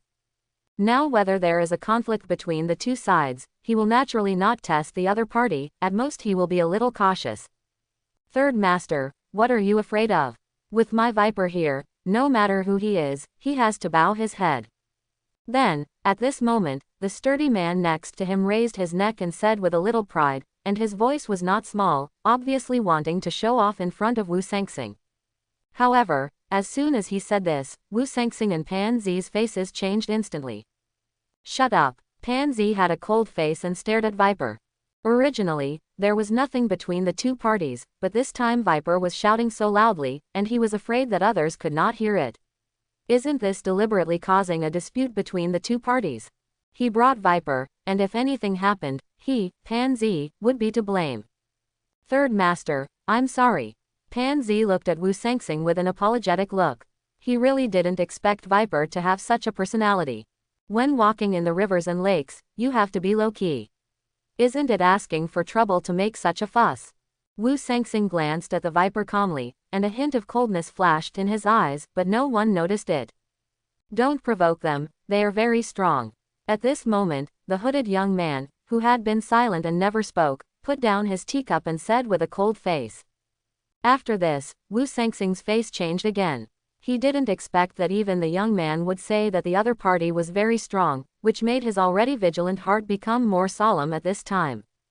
Although the other party gave him a feeling of being not simple, there would not be any big trouble with the young man around. But even the young man said so, which shows how complicated those people are.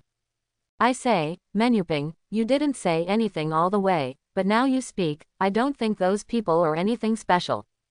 One of them seems to be only 18 or 19 years old, how complicated can they be?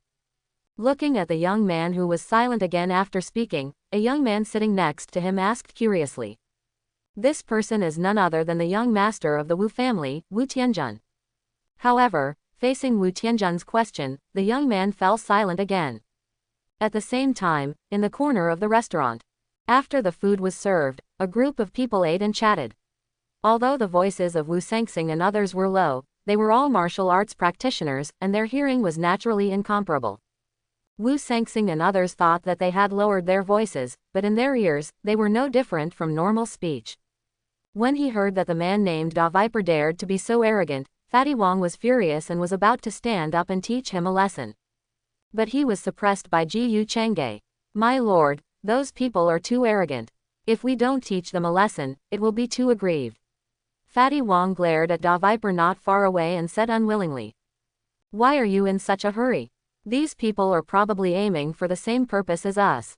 Do you really think we can meet here by chance? Hu Bai glanced at him unhappily, and then whispered, I can smell a smell of earth on those people. They are definitely tomb robbers. If something is wrong when we get to the tomb, it won't be too late to take action. We are still in the inn now, so don't dirty the boss's land. After listening to Hu Bai's words, Fatty Wong nodded repeatedly. Fatty, you should learn more from Hu Bai. Be more stable at ordinary times. I will be more careful. Ji Yu Changge looked at Hu Bai approvingly.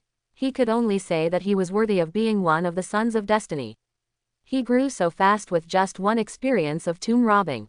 The experience of the Jin General's tomb, coupled with his current journey of martial arts practice, made Hu Bai transform faster than in the original time and space. Not only did his strength become stronger, but his mind became more stable but sharp. Fatty Wong, who is also one of the Sons of Luck, well, except for his improved strength and less ruthlessness, there seems to be no big change. The Son of Luck on the opposite side is still the same as before, only Wu Tianjun is still pure and stupid at this time. Perhaps in the future, he will be the evil emperor who sets up a plan to overthrow the entire Wang family with his own strength, but he is still far from it now. After eating and drinking, the group settled the bill, took a short rest, and left the farmhouse inn, ready to continue. After watching Ji Changge and others get on the off-road vehicle and leave, Wu Tianjun stared at his third uncle with some annoyance and said, "I say, third uncle, you make so much money a year, can't you learn from others to get an off-road vehicle? Get a broken jinbei, and you can't drive on a mountain road at all." Being complained by his nephew, Wu Sengxing rubbed his nose in embarrassment. Originally, he thought that it was impossible to drive here. If he had known that the off-road vehicle could be driven inside, he would definitely get one in. But after all, it was Wu Sengxing. Even if he was wrong, he not only refused to admit it, but even slapped Wu Tianjun on the back of his head. "What do you know, you little brat? You don't know how expensive firewood, rice, oil and salt are. It's good enough to have a gold cup. You dare to be picky. You are so rebellious. Master San, the driver is here."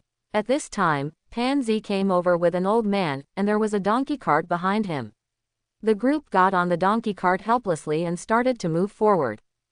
Chapter 31. Master, after crossing the river ahead, we will probably reach the location of the Feng Shui cave that Hu Bai mentioned earlier. On the river bank, in an off-road vehicle, Ji Yuyi pointed at the river ahead and turned to Ji Changge and said, "Master, according to the information we have heard, we don't have to take the water route. There is also a mountain road that can bypass it, but we have to climb 2 mountains, and the speed will be much slower." Ji Changge shook his head, opened the car door and walked down. "Let's take the water route. Since there is a shortcut, why bother to go far? The river in front of us is surrounded by green mountains on both sides, and the water waves are rippling. Under the sunlight, it looks sparkling. From this point of view, it is a different scene. But Ji Changge knows clearly that if you want to cross this river, you must pass through a water cave. But in fact, it is a corpse cave. If others go in, they will die. Master, according to the 16-character Yin-Yang Feng Shui secret technique, there may be some changes ahead on this waterway." Hu Bai frowned slightly, holding a Feng Shui compass in his hand. As he gained a deeper understanding of the 16-character Yin-Yang Feng Shui secret technique, Hu Bai's skills in Feng Shui divination and gold division and location of the tomb naturally became greater and greater. He could see that between the 2 mountains of the river ahead, there was a faint black and evil aura, which was definitely a very dangerous place.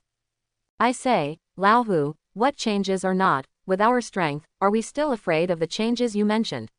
What's more, the master is here, what changes in the world can stop our master's steps?" Looking at Hu Bai frowning, Fatty Wong on the side curled his lips with some disdain. If there is a shortcut, he will not take it, and take the long way because of the danger. If it was before, he would definitely do so, but now, he is not afraid at all. "My lord, if we go by water, I have already contacted the boatman, but according to the locals, this boatman is also special and not a good person." Ji Yuyi stepped forward and whispered to Ji Changge, "Oh, not a good person." Ji Changge heard this, the corner of his mouth curled slightly, and chuckled, "Are we the good people?" The boatman that Ji Yuyi mentioned is most likely the boatman who grew up eating dead human flesh. After all, because of the corpse cave, the locals are very secretive about this river. They would rather take a long detour than go by water. As time goes by, there is only the boatman who eats dead human flesh in this area. He didn't think so in his previous life, but now he has a doubt in his heart. Wu Sengxing has traveled all over the country for decades, and he has experienced countless tombs and tombs. He should be more cautious when he takes Wu Tianjun to rob tombs for the first time. He doesn't believe that Wu Sengxing has not investigated the boatman. Although the boatman was arranged by Pan Zi, with Pan Zi's cautious character, he would not fail to investigate the boatman's origin and information. So, the two knew what kind of person the boatman was from the beginning, and knew the danger of the corpse cave, but they still chose to pretend not to know and took Wu Tianjun to the corpse cave. The deep meaning of this is probably not only for outsiders to see, but also to let Wu Tianjun have the most intuitive and clear understanding of tomb robbing. Of course, Ji Changge is not interested in all this. "Brother Teodi, where is the boatman you were looking for? Why hasn't he arrived yet?" The group waited on the shore for a long time, but the boatman never arrived, and Fatty Wong was getting a little impatient. Soon, Ji Yuyi glanced at Fatty Wong lightly and said expressionlessly, Hey, you are the boss. When Ji Yi glanced at him, Fatty Wong subconsciously shrank his neck, smiled awkwardly and muttered in a low voice. Master, the boatman will take a while, why don't you go sit in the car first? That's fine. Ji Yu Chengge thought about it, nodded, and then went back to the car. I'm afraid that this trip across the river will be with Wu Sangsing and others, but when they left the inn, the guys had just sat on the donkey cart.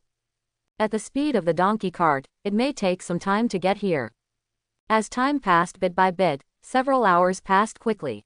At this time, the sun has gradually begun to set in the west. I'm afraid that it will only take 2 hours at most before the sun sets completely. And Wu Sangsing and others finally came here on the donkey cart. Uncle San, look, are those people in front the ones we met at the farmhouse in before? Not far away, on the donkey cart, Wu Tianjun pointed with a surprised look on his face, and the off-road vehicle not far ahead and the people beside the car said in surprise. It's really them. Wu Sangsing nodded, with a gleam in his eyes.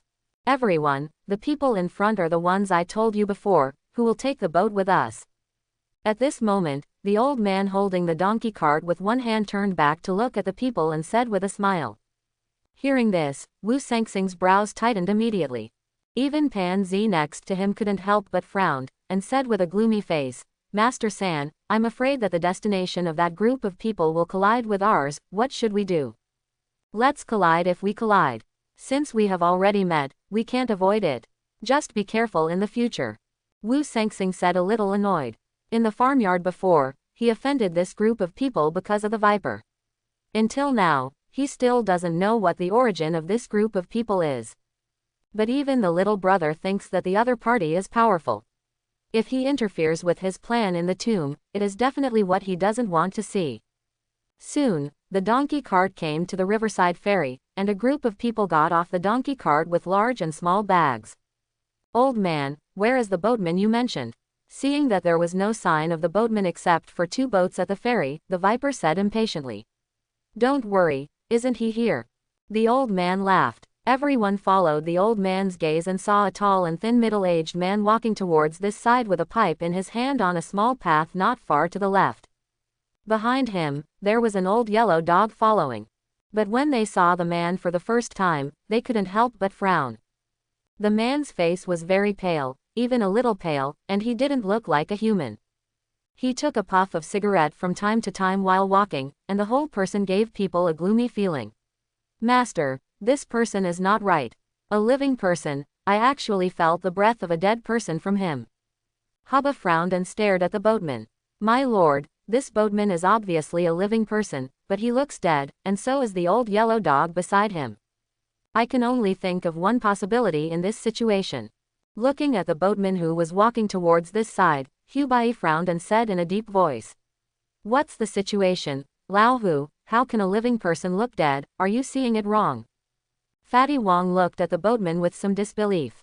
In his opinion, there was nothing wrong with the boatman except that his skin was too white.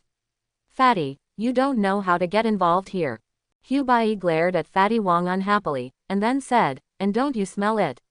The smell coming from the boatman and the old yellow dog is not right. The smell is wrong. Fatty Wong shrugged his nose suspiciously, and suddenly his face froze, and he quickly covered his nose and mouth and said, what is this strange smell? Why is it so smelly? Corpse odor. Hu Bai said with a face full of certainty. Since we embarked on the path of martial arts training, not only have our personal strengths become stronger, but even our 5 senses are far superior to ordinary people. Therefore, others did not smell it, but we smelled the smell on each other. This smell is the stench of corpses. Hu Bai, how could this stench of corpses also exist on a living person? Could it be that this boatman has long been dead, and the current him is not the real him? Ji Yuyi frowned, subconsciously grasped the Tang sword with his right hand, and his eyes became cold. Although he is powerful and far beyond what Hu Bai can compare, he really doesn't understand these things. Hu Bai shook his head. The other party is indeed a living person, but a living person exudes death and corpse stench. There is only one possibility, that is, the other party grew up eating dead human flesh. What? Dead human flesh? Ah! Lao Hu, are you serious? How can a living person eat dead human flesh? When Wang Pengzi heard Hubei say that the other party actually grew up eating dead human flesh, his eyes widened, his face was incredible, and he even felt his stomach churning. He's right. Not only did the boatman eat dead flesh, but the old yellow dog did the same. At this time, Ji Yu Chengge, who had been silent all the time, looked at Hubei approvingly and nodded. Although I know from the locals that this boatman is a little weird and wrong, I really didn't expect him to be so crazy. Such behavior is no different from a demon. Ji Yuyi's voice was hoarse, with a strong murderous intent in his eyes. Can a person who grew up eating dead flesh still be called a human? Be vigilant when crossing the river later.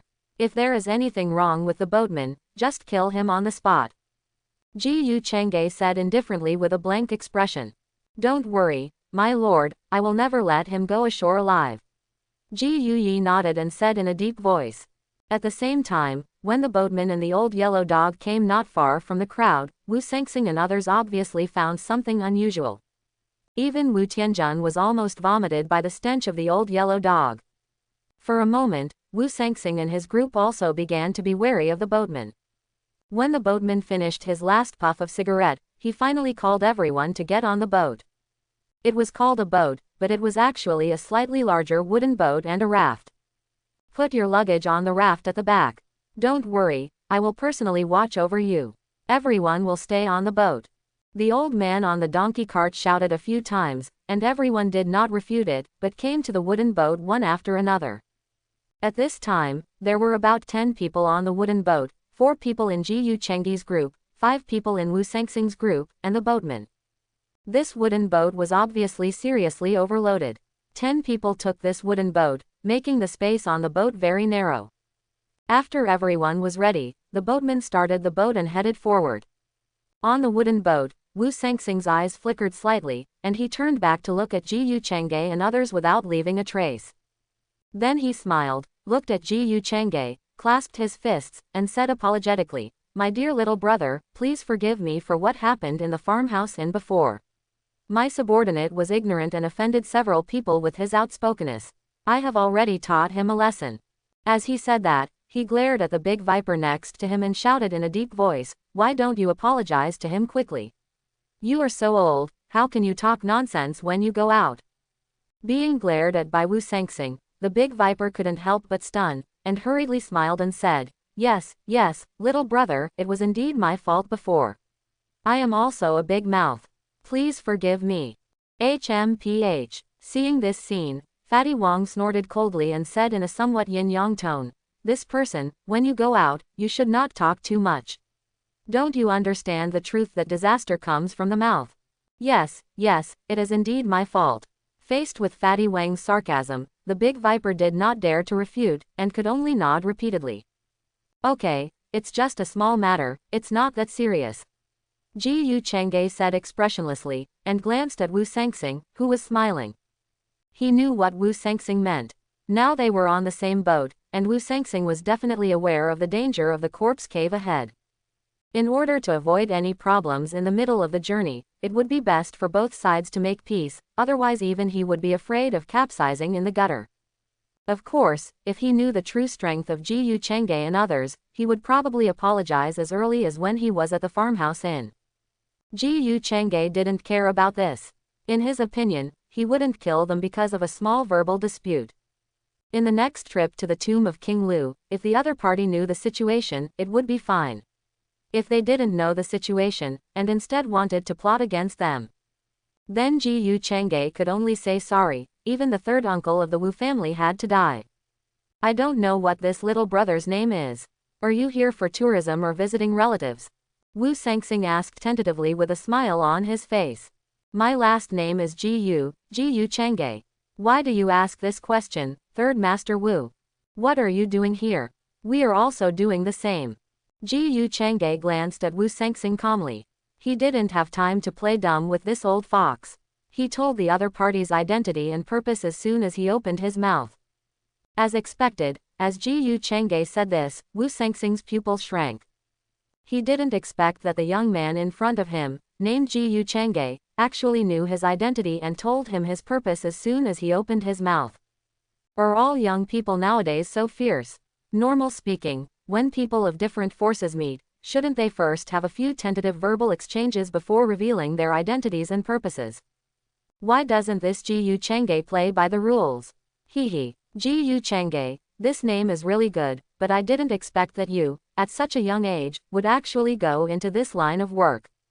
After Gu Chang'e revealed his identity, Wu Sengxing laughed dryly and said meaningfully, "No matter what line of work, someone has to do it, why not me?" Gu Chang'e raised his eyebrows and smiled faintly. "What you said is not bad, but I'm very curious. Since you know my identity, you should understand it.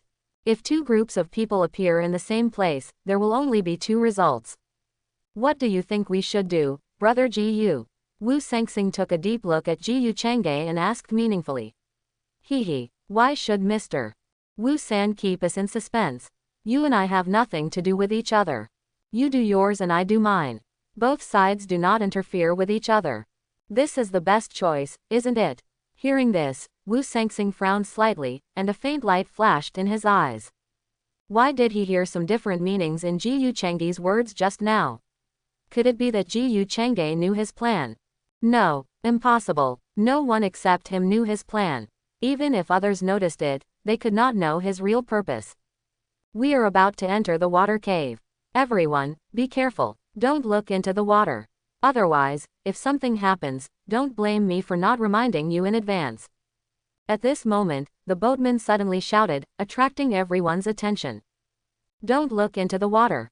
Why? Wu Tianjun looked at the water surface with some curiosity, and found that except that the water seemed to be a little darker, there was nothing else. You don't know this, right? This water cave is said to have been cursed.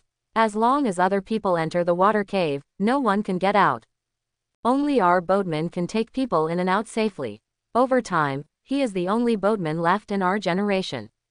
At this time, the old man on the raft behind said to everyone with a smile on his face. Hearing this, Wu Tianjun and others looked at the boatman with some suspicion. Is this water cave and boatman really so evil? Others can't get out, but he is the only one who can bring people out. Facing the queen, the boatman took a puff of dry tobacco and said expressionlessly, try not to look into the water. If you don't listen and get scared, don't blame me. My lord, the evil spirit in this water cave is so strong that I'm afraid there will be a big disaster. Hubba frowned and looked at the water cave in front of him, then whispered. It's okay. Be alert after entering the water cave. If the boatman and the old man move abnormally, kill them directly. Gu Chang'e looked calm, glanced at the old man and the boatman on the raft, and warned them. Don't worry, my lord, if these two old guys want to die, I, Fatty, will help them. Fatty Wong grinned, and his right hand subconsciously tightened the pistol hidden in his waist. This time, because their strength had just entered the first level of the acquired realm, Gu Chang'e specially equipped them with a gun just in case. With a gun in hand, and now his strength has increased by more than 10 times, Fatty Wong can be said to be very skilled and daring. Soon, as the boat entered the water cave, everyone felt that the surroundings suddenly became dim. Even the water cave was very low, and everyone could only lower their heads to prevent being hit by the rocks on the top. After a while, when everyone's vision adapted to the darkness, they could see a little clearly. In addition, everyone turned on the flashlight, and then everyone realized that this water cave was really not small. There was no edge in front of them, only the wet stones on both sides of the water cave and the holes on the top could be seen. Moreover, the further you go in, the more spacious the water cave seems to become. Master San, look above your head, are those robbery holes? Looking at the holes above his head, Pansy frowned and said with a somewhat unnatural expression. The ancient is round and the recent is square. Look at the weathering degree of the stone wall. It is unknown how many years ago, it was an ancient robbery hole. As Wu Sengxing, who had robbed countless tombs, he could tell the general situation of the robbery hole at a glance. Beep. At this moment, a sound suddenly rang in the entire water cave. When they heard this sound, they felt a tingling and dizziness in their heads and ears. Splash! Even the water surface began to surge, the boat shook violently, and a large group of black shadows swam frantically towards this place from the water in front. Hiss! Master, what is going on? Why do I feel like my head is about to explode? Fatty Wong quickly covered his ears, and then he felt much better. Hu Bai, who was standing by, also covered his ears immediately. The two of them had just embarked on the path of martial arts training, although their personal skills had improved a lot. But the voice just now touched the spirit and soul. Among the people present, except for Ji Yu Chang'e, Ji Yu Yi, and the hooded guy, no one else could stop it. Looking for death. Suddenly, Ji Yu Yi's face turned cold. Clang. Along with the sound of a knife ringing, only two, plop, sounds of entering the water were heard, and everything returned to calm. Splash. Although the sound that made everyone feel a tingling in their heads and ears disappeared, everyone found that a lot of waves began to rise under the water. There were also groups of black shadows gathering towards one place, and a lot of blood gushed out of the water. Just a moment later, two corpses floated out of the water. When Wu Tianjun saw the two corpses that seemed to have been eaten beyond recognition, his face turned pale with fear, and he trembled. Uncle San, these two people seem to be the old man and the boatman from before, right? It's them. How did they die? Big Viper asked in surprise. Uncle San. Pan Zi gestured to look at Ji Yu Chang'e and his group. Although he didn't see what happened just now, he could guess that it must be Ji Yu Chang'e and his group who took action. Brother Ji Yu, what are you doing? Wu Sengxing pointed at the corpses in the water and looked at Ji Yu Chang'e with an inquiring look. You are courting death, and you deserve to die. Ji Yu Chang'e glanced at the two corpses calmly, without a trace of emotion on his face. Ha, is that so? Brother Ji Yu is so decisive at such a young age, but I, Wu Laosan, think too much. Wu Sengxing took a deep look at Ji Yu Chang'e, and then slowly retracted his gaze. Puff. At this moment, the young man half crouched beside the boat, and then quickly pointed his two fingers at the water surface. The next moment, a strange creature as big as a head was picked up from the water by him. Is this a water beetle? What water beetle? This is a dead turtle. My lord, that hooded guy seems to be a bit unusual. Just now, he pinched off the central nervous system of the turtle corpse with one finger. And his fingers seem to have been specially trained. Not only are they thinner and longer than those of ordinary people, but their strength is also beyond the reach of ordinary people. I'm afraid that even a piece of steel plate can be pierced by it in an instant. Looking at the guy just now, who easily picked up a turtle corpse the size of a head from the water, Ji Yuyi couldn't help but flash a gleam of light in his eyes and whispered. It is indeed extraordinary. I have only seen corpse turtles in the 16-character Yin-Yang Feng Shui secret technique. How can an ordinary corpse turtle be so big? A corpse turtle the size of a head is a completely mutated product. I seem to have seen a corpse turtle as big as a washbasin in the water just now. Although I have long known that the evil spirit in this water cave is strong, I didn't expect it to be so terrible. Such a large corpse turtle, I am afraid that it can directly break a person's arm with one blow. Hu Ba frowned, looked at the young man in front of him, and then stared at the endless corpse turtles under the water with a vigilant face. The sound just now was caused by this thing. At this time, the young man put the corpse turtle on the board, pointed to a bronze bell at its tail, and said expressionlessly. Bronze bell. This seems to be a product of the Warring States period. Looking at the dark green bronze bell, Wu Sengxing frowned slightly and said uncertainly. This thing is harming people, I'll kill you. Suddenly, the viper shouted angrily, stood up directly, and stepped on the corpse turtle to death with one foot, even breaking the bronze bell directly. What are you doing? Get out of my way. When Wu Sengxing saw this scene, he was instantly furious, pushed the viper away and roared, pointing at the bronze bell on the deck and said.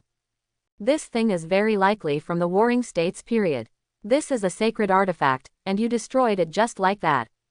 Ah, at this time, the viper came to his senses and instantly regretted shrinking his neck and dared not speak. He had to hide aside and shrink his head and stopped talking. Why is there a centipede in this corpse turtle of Uncle San? Suddenly, Wu Tianjun was a little surprised, pointing to the broken corpse turtle and found a centipede in it. When he saw that the corpse turtle was actually connected to the centipede, Wu Sengxing's face changed slightly, and a hint of surprise flashed in his eyes.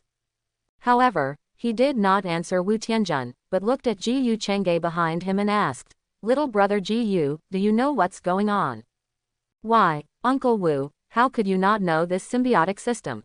Ji Chang'e glanced at Wu Sengsing with a smile, and then said, "The symbiosis between corpse turtles and centipedes is really extraordinary. Uncle Wu, since corpse turtles and centipedes can symbiosis, can humans and other creatures also symbiosis?" Swish. As soon as these words came out, Wu Sengsing's face changed drastically, and his pupils shrank. Even the little brother next to him couldn't help but look at Ji Chang'e. As for the others, they were even more surprised, and their expressions changed. "My lord, can humans symbiosis with other creatures? Then wouldn't this be a monster?" Fatty Wong said in disbelief. "Why not?" Ji Chang'e asked back with a smile, and then continued, "In the ancient mythology of my great Shah, the so-called immortals seem to have a lot of parts of beasts in their bodies, right? It is recorded in the Western Mountain Classic. 400 miles southwest is the Kunlun Hill, which is actually the capital of the emperor, and the god Luwu is in charge of it. The god has a tiger body and 9 tails, a human face and tiger claws. This god is in charge of the 9 parts of the sky and the emperor's hunting time. Like Yingzhou, it has a horse body and a human face, tiger stripes and bird wings, and it travels around the world, and its sound is like a pomegranate. Like Taifeng, it has a human body and a tiger tail, and it likes to live on the sunny side of Mount Tai, and there is light when it goes in and out. The god Taifeng moves the air of heaven and earth. As these legends are passed down, many people think that only when humans and animals coexist can they prolong their lifespans, or even live forever. Uncle Wu, do you think I am right? Quote, listening to Ji Chang'e's words about the gods of human-animal symbiosis recorded in mythology, and looking at his meaningful eyes. At this moment, Wu Sengsing knew very well that the mysterious young man Ji Chang'e in front of him must know more about immortality than he imagined. At this moment, Ji Chang'e's mystery became even more worrying in Wu Sengsing's heart. In addition, there was a strong fear growing in his heart. He didn't know who the other party was. Would he be a member of the Wang family, or someone organized by it? Was he here to test himself? I don't know. He didn't know anything. But precisely because he didn't know, Wu Sengsing felt a little panic for the first time. But soon, he suppressed this panic. Now that the plan has begun, no matter what, he must continue. Since we don't know who Ji Chang'e is and which force he comes from, we won't conflict with him for the time being. He plans to investigate Ji Chang'e after returning this time. Master, can human-animal symbiosis lead to immortality? Why does this sound more and more confusing? If immortality is like this, then it is better not to be immortal. Quote. At this time, Wang Pengzi, who had come to his senses, shook his head repeatedly, and his body and words were full of disgust. If the so-called immortality is to coexist with animals, then this kind of immortality is meaningless. Fatty, you are right. This kind of immortality is simply a torture. The reason why people are human is because they still have human nature. If people and animals coexist, I am afraid there is only animal nature, right? Hubba shook his head and sighed. There have been legends of immortality since ancient times, but this kind of immortality makes them unable to communicate. Ji Chang'e looked at the two of them with approval, and then sneered and said, everyone understands the truth, but sometimes there are always some people who are stubborn and will go to a dead end even at the cost of their lives. Quote. Splash. In vain, at this moment, a turbulent wave rose in front of the water cave. Then, a large number of corpse turtles suddenly jumped out of the water and rushed towards the people on the boat. Judging from the sharpness of the mouthparts of these mutated corpse turtles, as long as they were bitten, a piece of flesh and blood could be torn off easily. For a moment, everyone hurriedly took things to block and beat them. Master, look, that's also a corpse turtle. Even if it is mutated, it shouldn't be so scary. Suddenly, Fatty Wong pointed to a nearby rocky beach, where a calf-sized corpse turtle was lying. Its mouthparts were like 2 sharp blades, which could break a person's arms and legs, or even a stone. Not good, my lord. There are 2 coffins on both sides of the corpse turtle. The owner in the coffin is covered with evil spirits, almost turning blood red. Inside the corpse cave, looking at the calf-sized corpse turtle lying on the stone beach in front of him, and then looking at the transparent coffins on the left and right sides above, there was a bloody evil aura lingering at this moment. At this moment, everyone's face became extremely embarrassed. especially when there were densely packed bones and countless corpse turtles lying near the calf-sized corpse turtle. An unprecedented sense of crisis filled everyone's heart. I'm afraid I'll be robbed today. Wu Sengxing took a puff of cigarette, frowned, and said in a deep voice. Uncle San, what's going on? Is that monster still a corpse turtle? And why are there blood mists coming out of the two coffins out of thin air? Wu Tianjun's voice trembled and his face was pale. He thought that robbing the tomb was just digging a hole and being careful of the mechanisms in the tomb. Who would have thought that he hadn't reached his destination yet, and he encountered a terrifying danger that was enough to subvert his cognition halfway. Don't worry, Master San. No matter what danger there is, I, Pan Zi, will definitely stand in front of you. Pan Zi looked determined. He took out a gun, stood up, and stared at the front. What nonsense are you talking about? Do I need you to help me block it? Wu Sengxing glared at Pan Zi unhappily, and then looked at the young man with a worried look and said, Young man, how about it, are you sure? However, this time the young man did not reply, but turned around and looked at Ji Yu Changge and Ji Yu Yi. Join hands. The young man's words were simple and direct. Even he felt that the crisis ahead was a bit tricky at the moment. If the two sides could join forces, they would definitely be able to escape from this water cave safely. Hey, why should I listen to you? If you want to join forces, then join forces. Fatty Wong said with some dissatisfaction. This young man was like a mute oil bottle. He didn't say a few words along the way, and he was not the same kind of person as them. He wanted to join forces with just the two words, double. It was wishful thinking. Although there were many dangers ahead and Fatty Wong was a little scared, he became bolder now that he had embarked on the road of martial arts practice. Even if he was not an opponent, he did not believe that the master and Ji Yuyi could not solve those troubles. Fatty, don't talk. Hubba patted Fatty Wong and frowned. At this time, the young man's eyes were still fixed on Ji Yu Chengge and Ji Yuyi. Among the people present, only these two were the strongest. Master. Ji Yuyi looked at Ji Yu Chengge on the side. In his opinion, there was no need to join forces. Although the front did give him an extreme sense of danger, there was no need to protect others. Ding, considering that the host has arrived at the corpse cave, do you want to start signing in? Suddenly, at this moment, the voice of the system suddenly rang in his mind. Can I finally sign in? Ji Yu Chengge said to himself, and then quickly said to the system, sign in. Ding, signing in. Sign into the corpse cave successfully. Ding, congratulations to the host for completing the sign-in mission to the corpse cave and receiving a reward. Virtual training room. Virtual training room, a special training room in a high-tech and high-tech dual-side world. A training space that combines gravity and environmental simulation. The host can freely adjust gravity or change the training environment. Oceans, deserts, snowfields, mountains, all simulations are real. Listening to the voice from the system in his mind, Ji Yu Chengge's eyes unconsciously flashed with surprise. Previously, he had been wondering when he could sign in for something like a gravity training room. Unexpectedly, he actually got the virtual training room this time. This virtual training room is much better than the gravity training room. After all, this thing not only has the function of a gravity training room, it can freely adjust gravity, and it can even simulate different environments, and the simulated environment is still real. With this thing, practicing the mutant version of Dragon Elephant Prajna Kung in the future will be twice the result with half the effort. He believes that his physical strength will definitely improve by leaps and bounds in a short period of time. At the same time, this thing can also allow him to adapt to fighting in various environments, which will definitely greatly improve his combat power. Ding, does the host want to receive the reward? Receive. Ji Yu Chengge answered without thinking. Ding, the reward is being distributed. Ding, the reward has been distributed.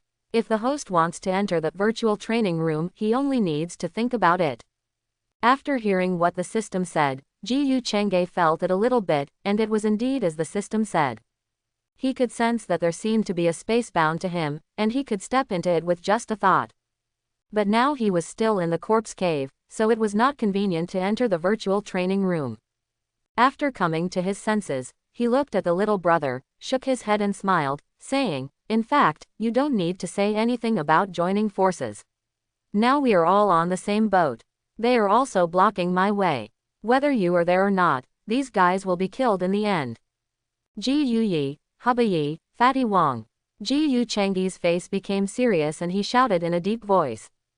Master, Master, Master. Hearing Ji Yu Chang's voice, the three of them stood up immediately. Their expressions were both excited and a little respectful. Although the front was very dangerous, they were no longer afraid at this time. After returning from the tomb of the Jin general last time, Ji Yu San and Ji Yu Si boasted a lot, killing a Red Hu and a mutant Zongzi, and also saw 2 little ghosts. Now that he is about to encounter similar things in front, how could Ji Yu Yi be afraid? On the contrary, he was even a little excited. As for Hu Bai and Fatty Wong, they just wanted to test how strong they were at this moment.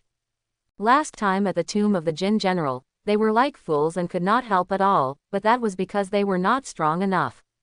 Now they have stepped into the road of martial arts. Although they have just started, they are still not comparable to ordinary people.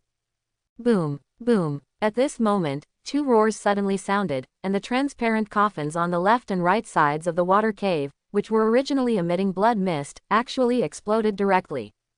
As the coffin exploded and shattered, 2 figures in white jumped out of the coffin, one on the left and one on the right, and landed on the stone beach, blocking the road in front of them. With the appearance of the 2 figures in white, countless corpse turtles around them ran towards the 2 figures in white at a high speed, like crazy. Soon a large number of densely packed corpse turtles covered their bodies. If a person with trypophobia saw this scene, he would be so scared that he would vomit the food he had eaten the previous night. Ghost, ghost. When the Viper saw the 2 white-clothed figures crawling with dense corpses on the stone beaches on both sides of the corpse cave, he screamed in fear, his eyes widened, and he fainted. Coward! If I bring him out next time, I deserve to be fed with Zongzi. Seeing this scene, Wu Sengxing's face turned pale and he snorted angrily. Pan Zi, who was standing aside, also looked at the fainted Viper with a look of disappointment and was extremely dissatisfied. This guy was brought here by himself, but now he is so incompetent in front of the 3rd master. How can he not feel guilty? Pan Zi, go get the black donkey hoof in my backpack. Remember not to take the new one. I'm afraid it won't eat the new one. Wu Sengxing instructed Pan Zi, and when he took the black donkey hoof in his hand, he felt a little more confident. However, the 2 figures in white might not be ordinary Zongzi. Wu Sengxing looked at Wu Tianjun with a resolute face and said, Nephew, if I get into trouble later, don't worry about anything, just shoot me in the head. I don't want to die in peace. As he said that, Wu Sengxing handed a gun to Wu Tianjun, which made Wu Tianjun's already uneasy and frightened face even more panicked. Uncle. Uncle, I don't dare. There's nothing to be afraid of. Just pull the trigger when the time comes. Wu Sengxing shook his head, then held the black donkey hoof tightly and rushed up to fight with the figure in white. It's useless. This thing is not a Zongzi. The black donkey hoof can't deal with it. However, at this time, the little brother stopped him and shook his head expressionlessly. It's not a Zongzi. Several people were stunned when they heard it. It's a puppet. The young man stared at the 2 white-clothed figures with an indifferent expression, and said in a cold voice, this place was once set up by someone with a feng shui formation. After the 2 women died, their souls could not transcend and could only be stored in their bodies. Over time, the souls and bodies mutated and formed a special existence. Puppet, they want to borrow our lives, and the souls will leave the body and reincarnate, so the black donkey hoof is useless to them. If the black donkey hoof is useless, what should we do? At worst, we will fight him. Pan Zi heard this and suddenly became anxious. Wu Sengxing's face also became heavier at this moment. Although he had known that there was a big evil in this corpse cave, he never expected it to be so terrifying. If one thing goes wrong today, they will all die here. It doesn't matter if he dies, but the eldest nephew cannot die. The Wang family and its organization have not collapsed yet, and the eldest nephew must not die here. Wu Sengxing's mind turned over and over again. After thinking again and again, he suddenly turned around and looked at Ji Yu Changge and others behind him. Even the little brother admitted that they were powerful and that only by joining forces could they get out safely. Perhaps they could bring life to himself and others. Brother Ji Yu, you also know that I, Wu Sengxing, am a member of the Wu family of Jiamen. I don't need to say much about the horror of this corpse cave. I know you are powerful. How about this? As long as you are willing to take action, I, Wu Sengsing, on behalf of the entire Wu family, will agree to your 3 conditions. What do you think? Wu Sengsing stared at Ji Yu Chengge tightly, and after a little thought, he said in a deep voice. Oh, agree to my 3 conditions. Ji Yu Chengge raised his eyebrows and looked at Wu Sengsing in surprise. Doesn't Wu Sengsing, the old fox, know that even if he doesn't speak, he and others will have to take action? After all, the 2 white-clothed female puppets in front are even more powerful than in the original time and space. If they don't die, Ji Yu Chengge and others can't get out.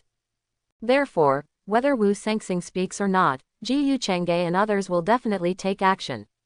As long as they wait for the white-clothed female puppet to die, won't they be safe? In fact, how could Wu Sengsing not know this? It's just that he is a little unsure this time. If Ji Yu Chengge and others take action after they die, what's the point? It's better to pay some price and ask Ji Yu Chengge to take action directly and take everyone out together. Ding! Congratulations to the host for triggering the sign-in task. Please sign in at the tomb of Wu Lagu. If you sign in successfully, you can get a system reward. Ji Yu Chengge frowned when he heard the sudden sign-in task of the system in his mind. He didn't expect that the sign-in task would be triggered at this time. Moreover, this sign-in task seems to be a little wrong. Signing in at Wu Lagu's tomb. Because of the corpse dog hanging, Wu Lagu had a request before his death in his later years that he must be cremated immediately after his death, otherwise he would most likely become a corpse. After his death, no one knew where Wu Lagu's ashes were buried, or whether they were hidden in the Wu family's old house. Even his tomb is still unknown to this day, even those who are also in the 9 gates, and even the guys of the Wu family don't know. Now the system asks you to sign in at Wu Lagu's tomb. Is there any deep meaning in this? Ji Yu Chengge frowned, and finally took a deep look at Wu Sengsing. This sign-in task didn't come earlier or later, but came when Wu Sengsing asked, which made Ji Yu Chengge think too much. Brother Ji Yu, what do you think? Seeing that Ji Yu Chengge was hesitant to speak, Wu Sengsing asked hurriedly. Seeing the wooden boat getting closer and closer to the 2 female puppets, Wu Sengsing's heart couldn't help but become more anxious. Master Wu, it's not impossible to wait for you. As for the 3 conditions you mentioned, forget it. I only have one request.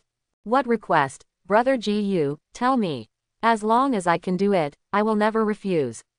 Wu Sengsing said hurriedly. Ji Yu Chengge smiled softly. It's nothing special. I just heard that Master Go Wu was a great existence in the industry. Chengge has always admired him in his heart, so I have always wanted to see his grave. I wonder if Master Wu will give me this opportunity. Admire my father. Go to my father's grave. Hearing Ji Yu Chengge's words, Wu Sengsing was stunned. He never expected that Ji Yu Chengge would make such a request. What's so good about his father's grave? Or does Ji Yu Chengge have other purposes? As for the other party's words that he admired his father, Wu Sengsing didn't take it to heart at all. My old man was not a good person back then, who would admire him? Although I don't know what Ji Yu Chengge's purpose is, he can't refuse in this situation. Okay, don't worry, little brother Ji Yu, I will take you to Suzhou and Hangzhou after this tomb raiding is over. Seeing Wu Sengsing nodded in agreement, Ji Yu Chengge couldn't help but reveal a faint smile in his eyes, and then said, since Master Wu-san has spoken, how can I not take action? Where is the Ji Yu family's glutton? Where is the Ji Yu family's Teodi? I'm here. As Ji Yu Chengge gave the order, Ji Yuyi immediately bowed and said respectfully. In the corpse cave, the female puppets are blocking the way. You and the young man join forces to kill the 2 white-clothed female puppets. Ji Yu Chengge said calmly. Yes, my lord, but no one else needs to help. Teodi can kill them alone. Ji Yuyi clasped his hands together and shouted respectfully. The 2 white-clothed female puppets were indeed extraordinary, and even he could feel the threat. But this was the first time he faced such evil things, so he naturally didn't want others to steal his opponent. Don't say much, fight quickly. Ji Yu Chengge glared at Ji Yuyi and said unhappily. With Ji Yuyi's current 7th level cultivation, if he really opened up his firepower, he could indeed kill the 2 white-clothed female puppets, but it would definitely take a long time. It would be better to join forces with the little brother. The two of them can quickly fight and get out of this corpse cave as soon as possible. Yes, Ji Yuyi nodded helplessly, and then glanced at the little brother without leaving a trace. Clang! There was a sound of a knife ringing, and the tang sword in Ji Yuyi's hand was instantly unsheathed. Each of the 4 fierce beasts of the Jiyu family has a unique tang sword in his hand. And each tang sword has a different shape, which was made by Jiyu Chang'e at a heavy price. For example, the tang sword in Ji Yuyi's hand is made of a large amount of tungsten steel and alloy, as well as some meteorite iron. The weight alone is no less than nearly 100 kilograms. Its overall shape, the blade is slightly blue, the handle is embedded in the dark red dragon head, and the dragon tail extends upward, finally ending with a ring head. Although this tang sword is still a little different from the little brother's black gold ancient sword, it is definitely one of the sharpest cold weapons in the world. Kill! Ji Yuyi held a tang sword in his hand and tapped the board with his toes. The next moment, he crossed a distance of more than 20 meters and flew towards a female puppet in white. Buzz! In midair, the tang sword in Ji Yuyi's hand shook, and the true energy in his dantian spun rapidly and poured into the blade, causing the blade to instantly burst out with a faint blue blade light. Just as Ji Yuyi was about to chop the female puppet in white with the tang sword in his hand, the female puppet, who had been lowering her head and had long black hair dragging on the ground, suddenly wanted to open her blood-red eyes. Buzz! An invisible wave caused ripples in the surrounding air. The female puppet in white instantly raised her arms, and a pair of fingers were 30 centimeters long, bluish-white, and even harder than steel. Puff! However, facing the tang sword wrapped in true energy, the bluish-white hard fingers were cut off instantly like tofu. Li! As the 10 long nails broke, a sharp cry suddenly came out of the mouth of the white-clothed female puppet. The sound was spiritual, echoing in the entire water cave, making everyone's head buzz, as if they would faint at any time. I didn't expect this female puppet to have the means to attack the spirit and soul, but martial arts practitioners have always had a will far superior to ordinary people, and their spirits and souls are much stronger. It's simply a foolish dream to want to influence me with this. Ji Yuyi snorted coldly, and changed the tang sword in his hand from chopping to slapping, and hit the body of the white-clothed female puppet heavily. The powerful force actually blasted him out more than 10 meters away. Li! Another sharp sound swept over, and the white-clothed female puppet on the other side saw this and was actually ready to kill Ji Yuyi. Swish! However, at this moment, the young man on the wooden boat quickly pulled out the black gold ancient knife from his back. The blade and the palm kept rotating, the blade cut the fingertips, and a drop of blood from the fingertips flew out and drilled into the forehead of the white-clothed female puppet. Li! As the blood from the young man's fingertips sank into the forehead, the white-clothed female puppet seemed to be suppressed by some heavy blow, and immediately knelt on the ground, and a sharp voice came out of her mouth, which was unwilling and full of resentment. What is the background of this young man? A drop of blood made the white-clothed female puppet kneel down. Seeing this scene, Fatty Wong exclaimed, not only him, but also everyone in the field, except Jiyu Chang'e, could not help but show horror. A drop of blood suppressed a 1,000-year-old female puppet, what kind of terrifying strength is this? Plop! However, at this moment, the young man's face turned pale, and he fell directly into the cabin, and his whole body seemed to be exhausted. Menuping, what's wrong with you? Wu Tianjun saw this and was anxious, and hurried forward to ask. It's because he has lost his blood and energy. Don't move for a short time. Wait until you get out of the water cave and have a good rest. You will be fine tomorrow. Jiyu Chang'e showed surprise on his face, stepped in front of the young man, frowned slightly and said, with your strength, just kill her directly. Why waste your blood and energy to suppress her? The young man looked at Jiyu Chang'e with a slightly pale face, and then looked at the white-clothed female puppet who was still suppressed and kneeling on the ground. He just shook his head and didn't speak. Interesting. Jiyu Chang'e couldn't help but smile faintly when he saw this. Li! At this time, another sharp roar sounded, and the white-clothed female puppet who was fighting with Ji Yuyi burst into blood-red mist. The blood mist instantly swept towards the corpse turtles on the ground, but all the corpse turtles wrapped in the blood mist turned into powder in an instant. Even the mutated corpse turtle the size of a calf turned into powder in an instant and dissipated in the water cave. At the same time, the blood mist poured into the female puppet again, but at this moment, the white-clothed female puppet's clothes turned blood red, and her black hair turned blood hair in an instant. Boom! The completely changed female puppet burst out with a more majestic evil spirit. This evil spirit swept the entire water cave, making everyone feel a piercing chill, as if they were in an ice cave, freezing everyone shivering. This female puppet can still transform. Seeing this scene, Fatty Wong widened his eyes and exclaimed.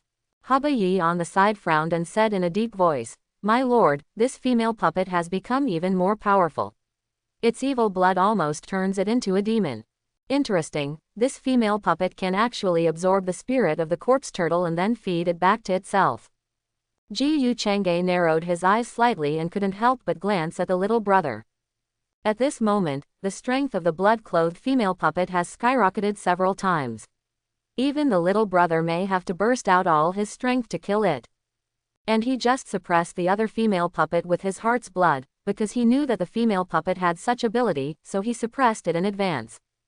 Otherwise, the two blood-clothed female puppets could really make Ji Yuyi and the little brother fall into a bitter battle. However, what the little brother did just now may not be just for this reason. Explosion. Even if you change your body, you will die today. At the same time, looking at the blood-clothed female puppet whose strength has skyrocketed several times, Ji Yuyi snorted coldly. Behead. Cut. In the water cave, Ji Yuyi held a tang sword in both hands, and the true energy in his dantian surged rapidly, and a terrifying breath of pressure burst out from his body. The tang sword in his hand chopped out suddenly, and in an instant, dozens of sword chi flashing with dark blue light burst out. These sword chi were extremely sharp and contained the ultimate killing power. Even the air was torn apart, and the stone beach under his feet was branded with hideous gullies by the overflowing sword chi. When the dozens of dark blue sword chi fell on the blood-clothed female puppet, the female puppet immediately let out a miserable cry. Although Ji Yuyi did not have the Qilin bloodline like the little brother, his true chi also had a strong killing power against this kind of evil things. Especially since he practiced the fierce Nine Yang Gong, his true chi became more powerful in restraining this kind of evil things. When dozens of blade chi chopped at the female puppet, along with the miserable cry of the female puppet, white smoke actually came out of her body. Die! Ji Yuyi shouted coldly, and the hot true chi in his dantian rushed into the tang sword frantically. Buzz! Then the tang sword in his hand suddenly flew out, and the surrounding space seemed to be shaking. The tang sword burst into brilliant divine light, carrying a monstrous killing force, and blasted towards the female puppet. Puff! The terrifying dark blue blade instantly pierced the female puppet's head. The terrifying and powerful force directly drove the female puppet and nailed it to the stone wall more than 10 meters away. Boom! Afterwards, another terrible force burst out from the blade. This terrifying killing force actually shattered the head of the female puppet. No, not just that. That terrifying and extremely young and overbearing force not only shattered its head, but also annihilated the female puppet's soul in an instant, turning it into ashes. With one blow, the blood-clothed female puppet died. At this moment, seeing the way Ji Yuyi had just killed the blood-clothed female puppet, except for Ji Yu Chengge and others who had long been accustomed to it, Wu Sengxing and others all widened their eyes, showing a deep horror on their faces, and a huge wave of waves in their hearts. What did they see just now? The blade actually glowed. With one slash of the sword, there were dozens of dark blue sword chi. Is that sword chi that only exists in movies and TV dramas? Is this a power that people can possess? Isn't that something that only exists in movies and TV dramas? Why can someone possess it in reality? Wu Sengxing took a deep breath, was shocked, and looked at the man holding the tang sword with a complicated and doubtful look. This person just overturned his cognition. This person actually possessed the sword chi that can only be created by special effects in movies and TV dramas. Even he can have this method, then. Wu Sengxing turned around subconsciously and looked at Ji Yu Chengge and the other two. He was wondering if this mysterious Ji Yu Chengge and his good man also had this method. Sanye, am I dreaming?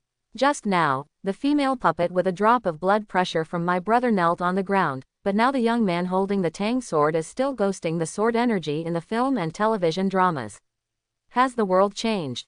Pan Zi looked stunned. Even though he was a tough guy, he couldn't help but fall into self-doubt at this time. Wu Tianjun on the side blinked his eyes and also began to doubt his life. He was thinking deeply whether he had lived in a fake world for more than 20 years. Even my brother couldn't help showing surprise and complexity at this time. Although he knew that there were all kinds of incredible powers in the world, he never thought that someone could actually master the sword energy in film and television dramas. At the same time, Ji Yuyi, who had killed the blood-clothed female puppet with a single blow, waved his right hand. Clang! The tang sword that had been nailed to the stone wall before flew back to his hand in an instant, as if it had its own consciousness. The next moment, it's your turn. Ji Yuyi's face was indifferent, and he slowly stepped towards the white-clothed female puppet that was pressed to the ground. Li. As Ji Yuyi got closer and closer, the white-clothed female puppet suddenly screamed, and everyone could even see the deep fear on the face of an evil creature. It can be seen that the death of the blood-clothed female puppet just now made her terrified. Die! Ji Yuyi came to the white-clothed female puppet, shouted coldly, raised his hand and fell with a knife, and directly cut off her head. Moreover, her soul was directly annihilated by the 9 yang true qi contained in the blade. With the death of the 2 female puppets, the temperature in the corpse cave, which was still extremely cold just now, instantly recovered a lot. However, because of the densely packed corpses, the corpse cave was still in a very dangerous place. Master, I have fulfilled my mission. Ji Yuyi leapt over a distance of more than 20 meters, came to the wooden boat, and bowed respectfully to Ji Yu Changge. Brother Teodi, your strength is really enviable. When can I be as powerful as you? Will I be able to run rampant in the tombs? Fatty Wang looked at Ji Yuyi with envy. When he thought that if he was as powerful as Ji Yuyi, he could kill Zongzi in the tombs as easily as cutting melons and vegetables, he couldn't help but feel longing. Practice well and work for the master. Sooner or later, you will also have such strength. Ji Yuyi glanced at Fatty Wang lightly, then held the knife with both hands and stopped talking. Brother Ji Yu, the strength of your subordinate is really amazing. At this time, Wu Sengxing came over, looked at Ji Yuyi with amazement, and then said to Ji Yu Chengge with a complicated expression. Just some tricks. Ji Yu Chengge shook his head and changed the subject. Now that the female puppet is dead, most of the mutant corpse turtles have turned into ashes because of the female puppet. We should also go out. Yes, yes, yes. It's important to go out first. Wu Sengxing, who came back to his senses, slapped his forehead and nodded quickly. Soon, the wooden boat started again and headed forward. This time, the boat passed through the corpse cave area smoothly, and soon it flowed out of the water cave. When the sun shone on everyone again, the warm sunshine immediately dispelled the coldness in everyone's hearts. However, they had wasted a lot of time in the water cave just now. Now the sun is about to set, and it will be dark soon. At the same time, as everyone left the water cave, the viper who had been fainting finally woke up slowly. Ah! Ghost! The viper who had just woken up subconsciously shouted in fear. Obviously, his memory was still on the 2 female puppets in the corpse cave. What are you yelling about, you useless thing? When Wu Sengxing saw such a disappointing thing, he couldn't help but show a hint of coldness in his eyes. Third master, aren't we in the corpse cave? How did you get out? Where are the 2 female puppets? After being scolded by Wu Sengxing, Viper finally came to his senses. He smiled awkwardly, turned around and looked around, and asked in a bit of a panic. HMPH, if we hadn't gotten out, we would all have died in the corpse cave. Wu Sengxing snorted coldly, and his eyes became even more unfriendly when he looked at Viper.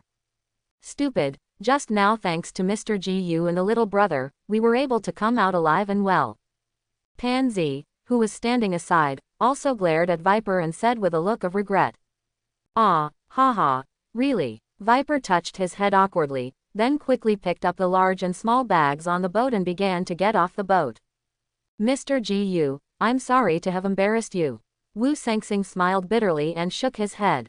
Now, after seeing Ji Yuyi's methods that only existed in martial arts movies and TV dramas, he dared not call Ji Yu Changge, little brother, anymore. Calling him Mr. Ji Yu was also out of Wu Sengxing's inner respect. Moreover, he was relieved now that Ji Yu Changge and his men were definitely not from its organization or the Wang family.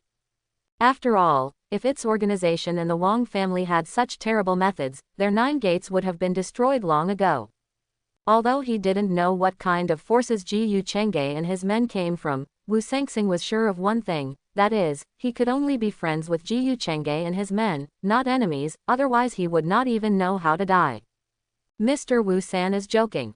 Now that we are out of the water cave, we should continue to move forward. Ji Chengge smiled faintly, but his eyes glanced at the viper without leaving a trace. In the original time and space, the viper finally died at the hands of the corpse turtle king, but many people in the previous life believed that the viper was secretly a member of the Wang family, so he was killed by Wu Sengxing in the tomb of King Lu. Of course, Ji Chengge could not be sure of this, but one thing was true. That is, the viper might not really be Wu Sengxing's man. Although the viper fainted in the water cave just now, how could it be so coincidental that he woke up just after the few people came out of the water cave? Although the other party's acting skills were very good, Ji Chengge still noticed something wrong. With Wu Sengxing's old fox-like eyes, he should not be able to see it. However, no matter which faction the viper belonged to, Ji Chengge himself was not interested. After all, it had nothing to do with him. After getting off the boat, the group quickly carried large and small bags and walked forward along a dirt road. But not long after, everyone saw a little boy in front of them, squatting on the ground playing with stones and branches. When the little boy saw Ji Chengge, Wu Sengxing and others, he didn't take it seriously. "Hey, this little guy." Wu Sengxing walked up to him and said with a smile, "Little friend, can you tell us where there is a hotel here?" It was getting dark, and the little brother lost the blood from his fingertips, so his body was a little weak. He should rest well and search the location of the tomb tomorrow. Facing Wu Sengxing's inquiry, the little boy first glanced at the other party, then stood up, stretched out a hand and said, "Give me a $50 bill. Hey, at such a young age, you are still a money grubber." Seeing this scene, Wu Sengxing couldn't help but shook his head with a smile, and then took out a $50 bill from his pocket and handed it to the other party. After receiving the money, the little boy immediately showed a smile on his face, then stood up and waved to everyone and then continued to jump forward. Seeing this, everyone couldn't help but smile, and then hurriedly followed. Following the little boy, everyone soon came to a village. After entering the village and wandering around, everyone came to a small farmyard. "Sister, someone is coming." The little boy shouted into the yard, then turned around and left happily. This kid. Seeing this scene, everyone couldn't help but laugh and cry. After a while, a woman in the yard came over. Seeing Ji Chengge, Wu Sengxing and so many people, she couldn't help but ask curiously, "What are you doing?" "Little girl, we want to ask if there is a hotel in the village." "Hotel? How can you open a hotel in a mountain village?" Hearing Wu Sengxing's question, the woman looked at him strangely, but she still opened the iron gate and said, "But my house can accommodate people, but you have to pay." While speaking, her eyes couldn't help but sneak a few glances at Ji Chengge. In this village, she has never seen a man with such outstanding appearance and temperament. "Haha, that's easy." Wu Sengxing smiled when he heard this, took out a stack of money from his pocket, handed it to the woman and said, "Look, there are so many of us, can you stay here? There are quite a lot of rooms in our village, but there are 9 of you, so you have to have 2 or 3 people in one room.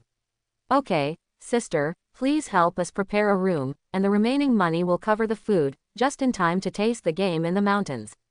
Okay, follow me." Everyone followed the woman into the yard and found that it was a 2-story brick house. There was also a shed in the yard, which seemed to be a kitchen and dining place. Everyone went up to the 2nd floor, and after the rooms were assigned, the woman went downstairs. "Mr. Ji, you don't have to worry about the room fee. Compared with what you spent in the water cave, this amount of money is really not worth mentioning." Ji Chengge nodded calmly, and he was indeed not polite. After staying in the water cave for so long, everyone felt a little uncomfortable, so they all went back to the room to take a shower and have a good rest. In the room, Ji Chengge sat cross-legged on the bed. It had been almost 20 days since the system woke up and he signed in to get the Junyuan pill. He had already taken 4 of the 12 Junyuan pills. He could only take 1 more at most. He would not be able to take this pill again within a month. And now, there was only a little bit of the true energy in his dantian, which could be compressed and condensed into true energy. By then, it would be the time for him to truly break through the innate realm. Taking advantage of the fact that he had nothing to do now, Jiyu Chengge took out a Junyuan pill and took it directly to start refining the medicinal power. As for Ji Yuyi, he closed his eyes and adjusted his breathing on the bed near the door, and was alert to prevent anyone from disturbing him. In the corpse cave earlier, although he had killed 2 female puppets with great force, the blood-clothed female puppet was indeed not weak, and it also consumed a lot of his true energy. Soon, more than an hour passed. On the bed, Jiyu Chengge slowly opened his eyes, and a hint of imperceptible joy flashed in the depths of his eyes. This Junyuan pill is indeed worthy of being produced by the system, and its medicinal power is really extraordinary. I thought I had to take all 12 pills to condense all my true energy into true energy, but I didn't expect that I could do all this with just 5 pills. On the bed, Jiyu Chengge looked inward at his dantian, with a deep joy in his eyes. Now, there is no trace of true energy in his dantian, but extremely pure true energy. After all, his true energy is as surging as a big river, and the true energy wanders through his limbs and bones, giving him an unprecedented powerful force. Now that the true energy has been condensed into true energy, he can break through the Shantian realm at any time as long as he wants. However, he did not break through immediately, but prepared to take all the remaining 7 Junyuan pills to make his true energy more surging and vast. Before the breakthrough, the more powerful his true energy is, the stronger his strength will be after breaking through the Shantian realm. You should know that when breaking through the Shantian realm, the true essence washes the limbs, internal organs and 8 extraordinary meridians. The thicker and purer the true essence, the stronger the internal organs and even the meridians can be. To a certain extent, it can also make one's body stronger. There is a qualitative difference between the acquired and the innate, and the two are like a chasm.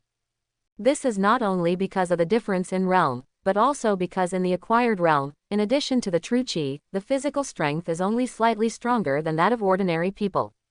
But the physical body of the strong in the Shantian realm is much stronger than that of ordinary people because it is washed by the power of the true essence when breaking through. Moreover, the 5 internal organs and the 6 organs will become stronger and will never be easily damaged.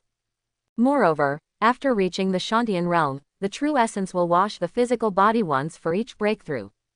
Until the peak of the 9th level of the Shantian realm, I am afraid that the physical strength alone can be comparable to that of the strong who have just broken through the Shantian realm. Therefore, when breaking through the Shantian realm, the more true essence, the better the effect. In addition, he is now practicing the mutated high-level martial arts version of the Dragon Elephant Prajna Sutra. If he takes advantage of this opportunity, he may become even stronger. Maybe he can get started in one fell swoop and enter the 1st level. As for the maximum of 5 Junyuan pills per month, it is because the human body cannot withstand the medicinal power of more than 5 pills in a short period of time. But that was before the true qi in his dantian had not been completely refined into true essence, so naturally he could not take more than 5 pills. Now all the true qi in his dantian has condensed into true essence. After he takes the remaining Junyuan pills, he will refine them into true essence as soon as possible, and use them to break through the innate in one fell swoop. By then, the remaining 7 pills will not only not harm him, but will even benefit him greatly. Thinking of this, Jiyu Chengge no longer hesitated, and directly poured out all the remaining 7 pills and took them all at once. The moment the pill entered his mouth, it immediately turned into a surge of medicinal power. This medicinal power directly merged into his body and continued to flow through his limbs and bones. Jiyu Chengge quickly started to practice the variant version of the high martial arts 9 yang true scripture and began to rapidly refine the medicinal power. Buzz buzz buzz. At this moment, a golden halo appeared out of thin air around his body, covering his entire body. A large amount of medicinal power was refined into true energy and integrated into the dantian. At the same time, the true energy in his dantian, which was originally like a big river, became even more surging at this moment, as if evolving towards the sea.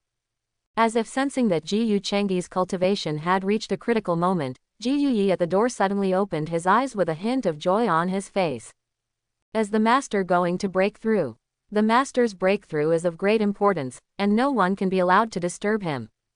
Thinking of this, Jiyu Yi no longer stayed in the room, fearing that he would affect Jiyu Chengge's breakthrough, and hurriedly and carefully left the room, then hugged the Tang sword with both flesh, and guarded in front of the door.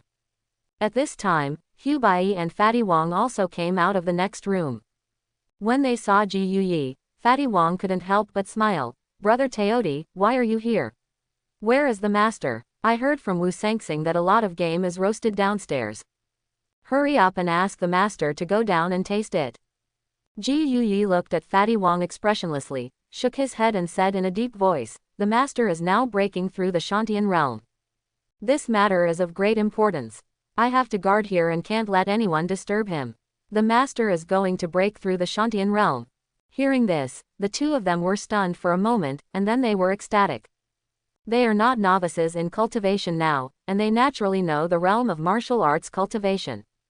Although there is only one word difference between Shantian and acquired, there is a natural gap between the two, and the two are completely incomparable. If the acquired realm is still condensing the true chi and integrating the true chi into the weapon to fight the enemy, then the Shantian realm can condense the weapon with the true essence to fight the enemy with a wave of the hand. Even because of the different cultivation methods, the true essence can also transform into various different existences. Such means are much more powerful than those masters in film and television dramas. With such terrible strength, what level of Yin Shizongzi in the tomb can be its opponent? When they thought of this, the two of them were not only surprised, but also solemn. When breaking through, it is best not to be influenced by others, otherwise it will be a demon at the least, or even die directly. Now that the master is about to break through, no one can be allowed to influence. Brother Teodi, then Fatty and I will accompany you to protect the master. That's right, at such a critical moment of the master's breakthrough, you must not be influenced by others. Hu Bai and Wang Pengzi said hurriedly. No, you go down to eat, I can guard it alone, and if the three of us guard it together, I'm afraid it will be more noticeable. Ji Yuyi shook his head and refused the kindness of Hu Bai and the others. The two of them hesitated when they heard it. Finally, they nodded and walked downstairs. I hope everyone will support it and subscribe more.